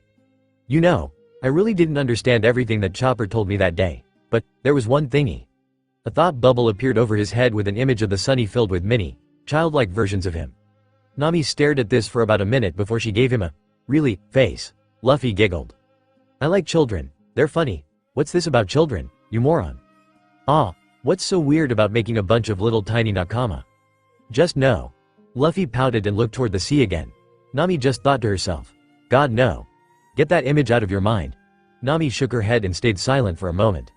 Luffy stopped pouting and looked wistfully at her. To him, she had changed so much, she didn't seem scary anymore, she was really pretty, and nice. It had been about a month since he first noticed that, and it seemed normal now. Nami watched him stare at her with that longing expression, then lifted her head, crawled into his lap, and grasped at his collar, pulling his head to hers. Luffy laid back on the lion's mane nonchalantly and pushed her head gently to his with one hand, deepening the kiss. They locked passionately for a long while, not caring about anything else. After they both were satisfied, Nami leaned back and sat in front of him, their legs intertwined. Nami, this is what married people do, right? Nami smiled and tilted his hat away from his face. How would I know? I've never been married, me neither. Of course you haven't. Moron. Luffy looked up at Nami's face, their noses nearly touching, and snickered happily. Just as he was about to say something, Nami let go of the hat and hopped off the head. Let's go join the others, dinner will be ready soon. Luffy gave a saddened expression, then grinned. Alright, if you go I go. Luffy dropped down next to her with a plop. Nami giggled at the sound effect and started heading toward the kitchen, when an hand suddenly grasped hers and spun her around. Before she realized what was happening, her hand was intertwined with his over his head and she was being gently pushed closer to him with the crook of his arm. Nami was surprised by this. It was very gentlemanlike. Her thoughts screamed out, Luffy a gentleman? But the feeling was incredible. He leaned in very dramatically and gently kissed her for a good 5 seconds. He slowly brought his head back and lowered her arm. Nami was in shock. Luffy, he smiled softly and whispered in her ear. That one I learned from watching Shanks. Then he grinned, back in character, and let go, running toward the kitchen. Nami stared at the open air for a long time before regaining her senses. Who would have thought? She whispered to herself. That moron can actually be hot. She wiped her sweaty hands on her skirt and tried to cool her blush before walking into the kitchen. XXXXXXXXXX. Most of the food was eaten, and everyone was laughing loudly. Robin kept a close watch on Zoro and Sanji, who were glaring at her with fire eyes. This is awesome, laughed Luffy. The food tasted even better than usual today. Sanji stopped staring at Robin and grinned at Luffy. Luffy grinned back with a he, which made Nami very happy. It seemed like Luffy and Sanji's relationship grew even closer after he left the crew. She smiled softly to herself and sipped a glass of sake. Once everyone scuttled out of the kitchen to do their own things, Nami noticed Luffy headed to the deck with Chopper, talking about something. Luffy was laughing and sparkling stupidly while Chopper kept facepalming and lecturing him. Nami suddenly became curious. What were they talking about? Finally Chopper left flustered, leaving Luffy by himself. The boy giggled happily at his thoughts and skipped joyously toward Nami. Hi. Nami raised her eyebrows at his lala behavior, then waved. Hi. What's with that stupid grin of yours? Luffy giggled again and tugged his hat over his eyes. Then he peeked back up at her with one eye showing. Little Nakama. He grinned and skipped merrily away whistling. Nami stared after him for a second before she massaged her temple. Are you kidding me? She sighed to herself. XXXXXXXXXX. Oi, dartboard, get your freaking cigarette out of my face. Shut up. Get out of the way then, oi. You two are fighting a lot more lately. Just then, Chopper walked in stressed and plopped on the floor next to Robin. He stared up at her unhappily. Robin, why did you put that image in Luffy's mind? Robin smiled and looked away. I have no idea what you're talking about. I just talked to him, and he told me that you mentioned him having children with Nami. Then he got all weird and sparkly and said he thought kids were funny. Robin giggled and looked the other direction. I've just been having so much fun the past month. Oi. I think there is one more person in this crew who wants to throw you off the deck now, Chopper muttered. Get your smelly fag out of my face. What the hell? It's a shitty cigarette, you dumbass. I know that. I was talking about you. You're the fag, you marimo. Who are you calling a fag? Robin grinned. It's not very nice to use that word, love birds. Shut the hell up, you woman. Chopper sighed and flipped away, trying to calm his innocent mind down. XXXXXXXXXX night came, and Nami couldn't sleep. Among some leftover feels from the tragedy from a month ago, something new topped it. I like children, they're funny. She sat up in the bed and pinched her nose. Why did she suddenly feel so happy that he said that? It was wrong. And almost scary. Heck, he didn't even know how it happened. She calmed herself and looked down at her pillow. She stared at it for a while before she heard the door open. Can I come in? Nami looked up and saw a bedraggled Luffy, Dopey and Droopy. Nami hesitated for a second. Yeah. Come right in. Luffy nodded in thanks and shuffled sleepily over to the bed, then plopped right next to her. Nami looked at him, half confused and half alert, then tucked a strand of her behind her ear. What's up? I can't sleep, he said while yawning. Nami nodded in sympathy. Me neither. I have too much on my mind. Same here, and the weird dreams have come back. Nami stiffened and remembered when he had first mentioned them back at the island. How anxious he was to stay awake after having them, she swallowed. Weird dreams, was all he said. He stared at the floor awkwardly and tousled the hair under his hat. They sat there in silence for a long time. Oi, Nami, when I become the Pirate King, can we get kids? He said quite suddenly. Nami flinched at hearing this. Nami, we'll see. Luffy seemed satisfied and he grinned. Okay. What will we name them? You're being too hasty, you idiot, she yelled.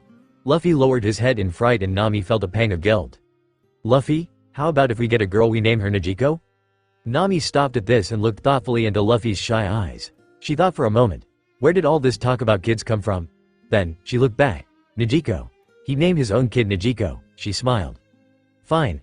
But if it's a boy we'll name him Ace, got that? Dead silence from Luffy. Nami cocked her head, worried that she hurt him. Then Luffy rubbed his neck and pouted. If it's a boy I'd name him Rufy.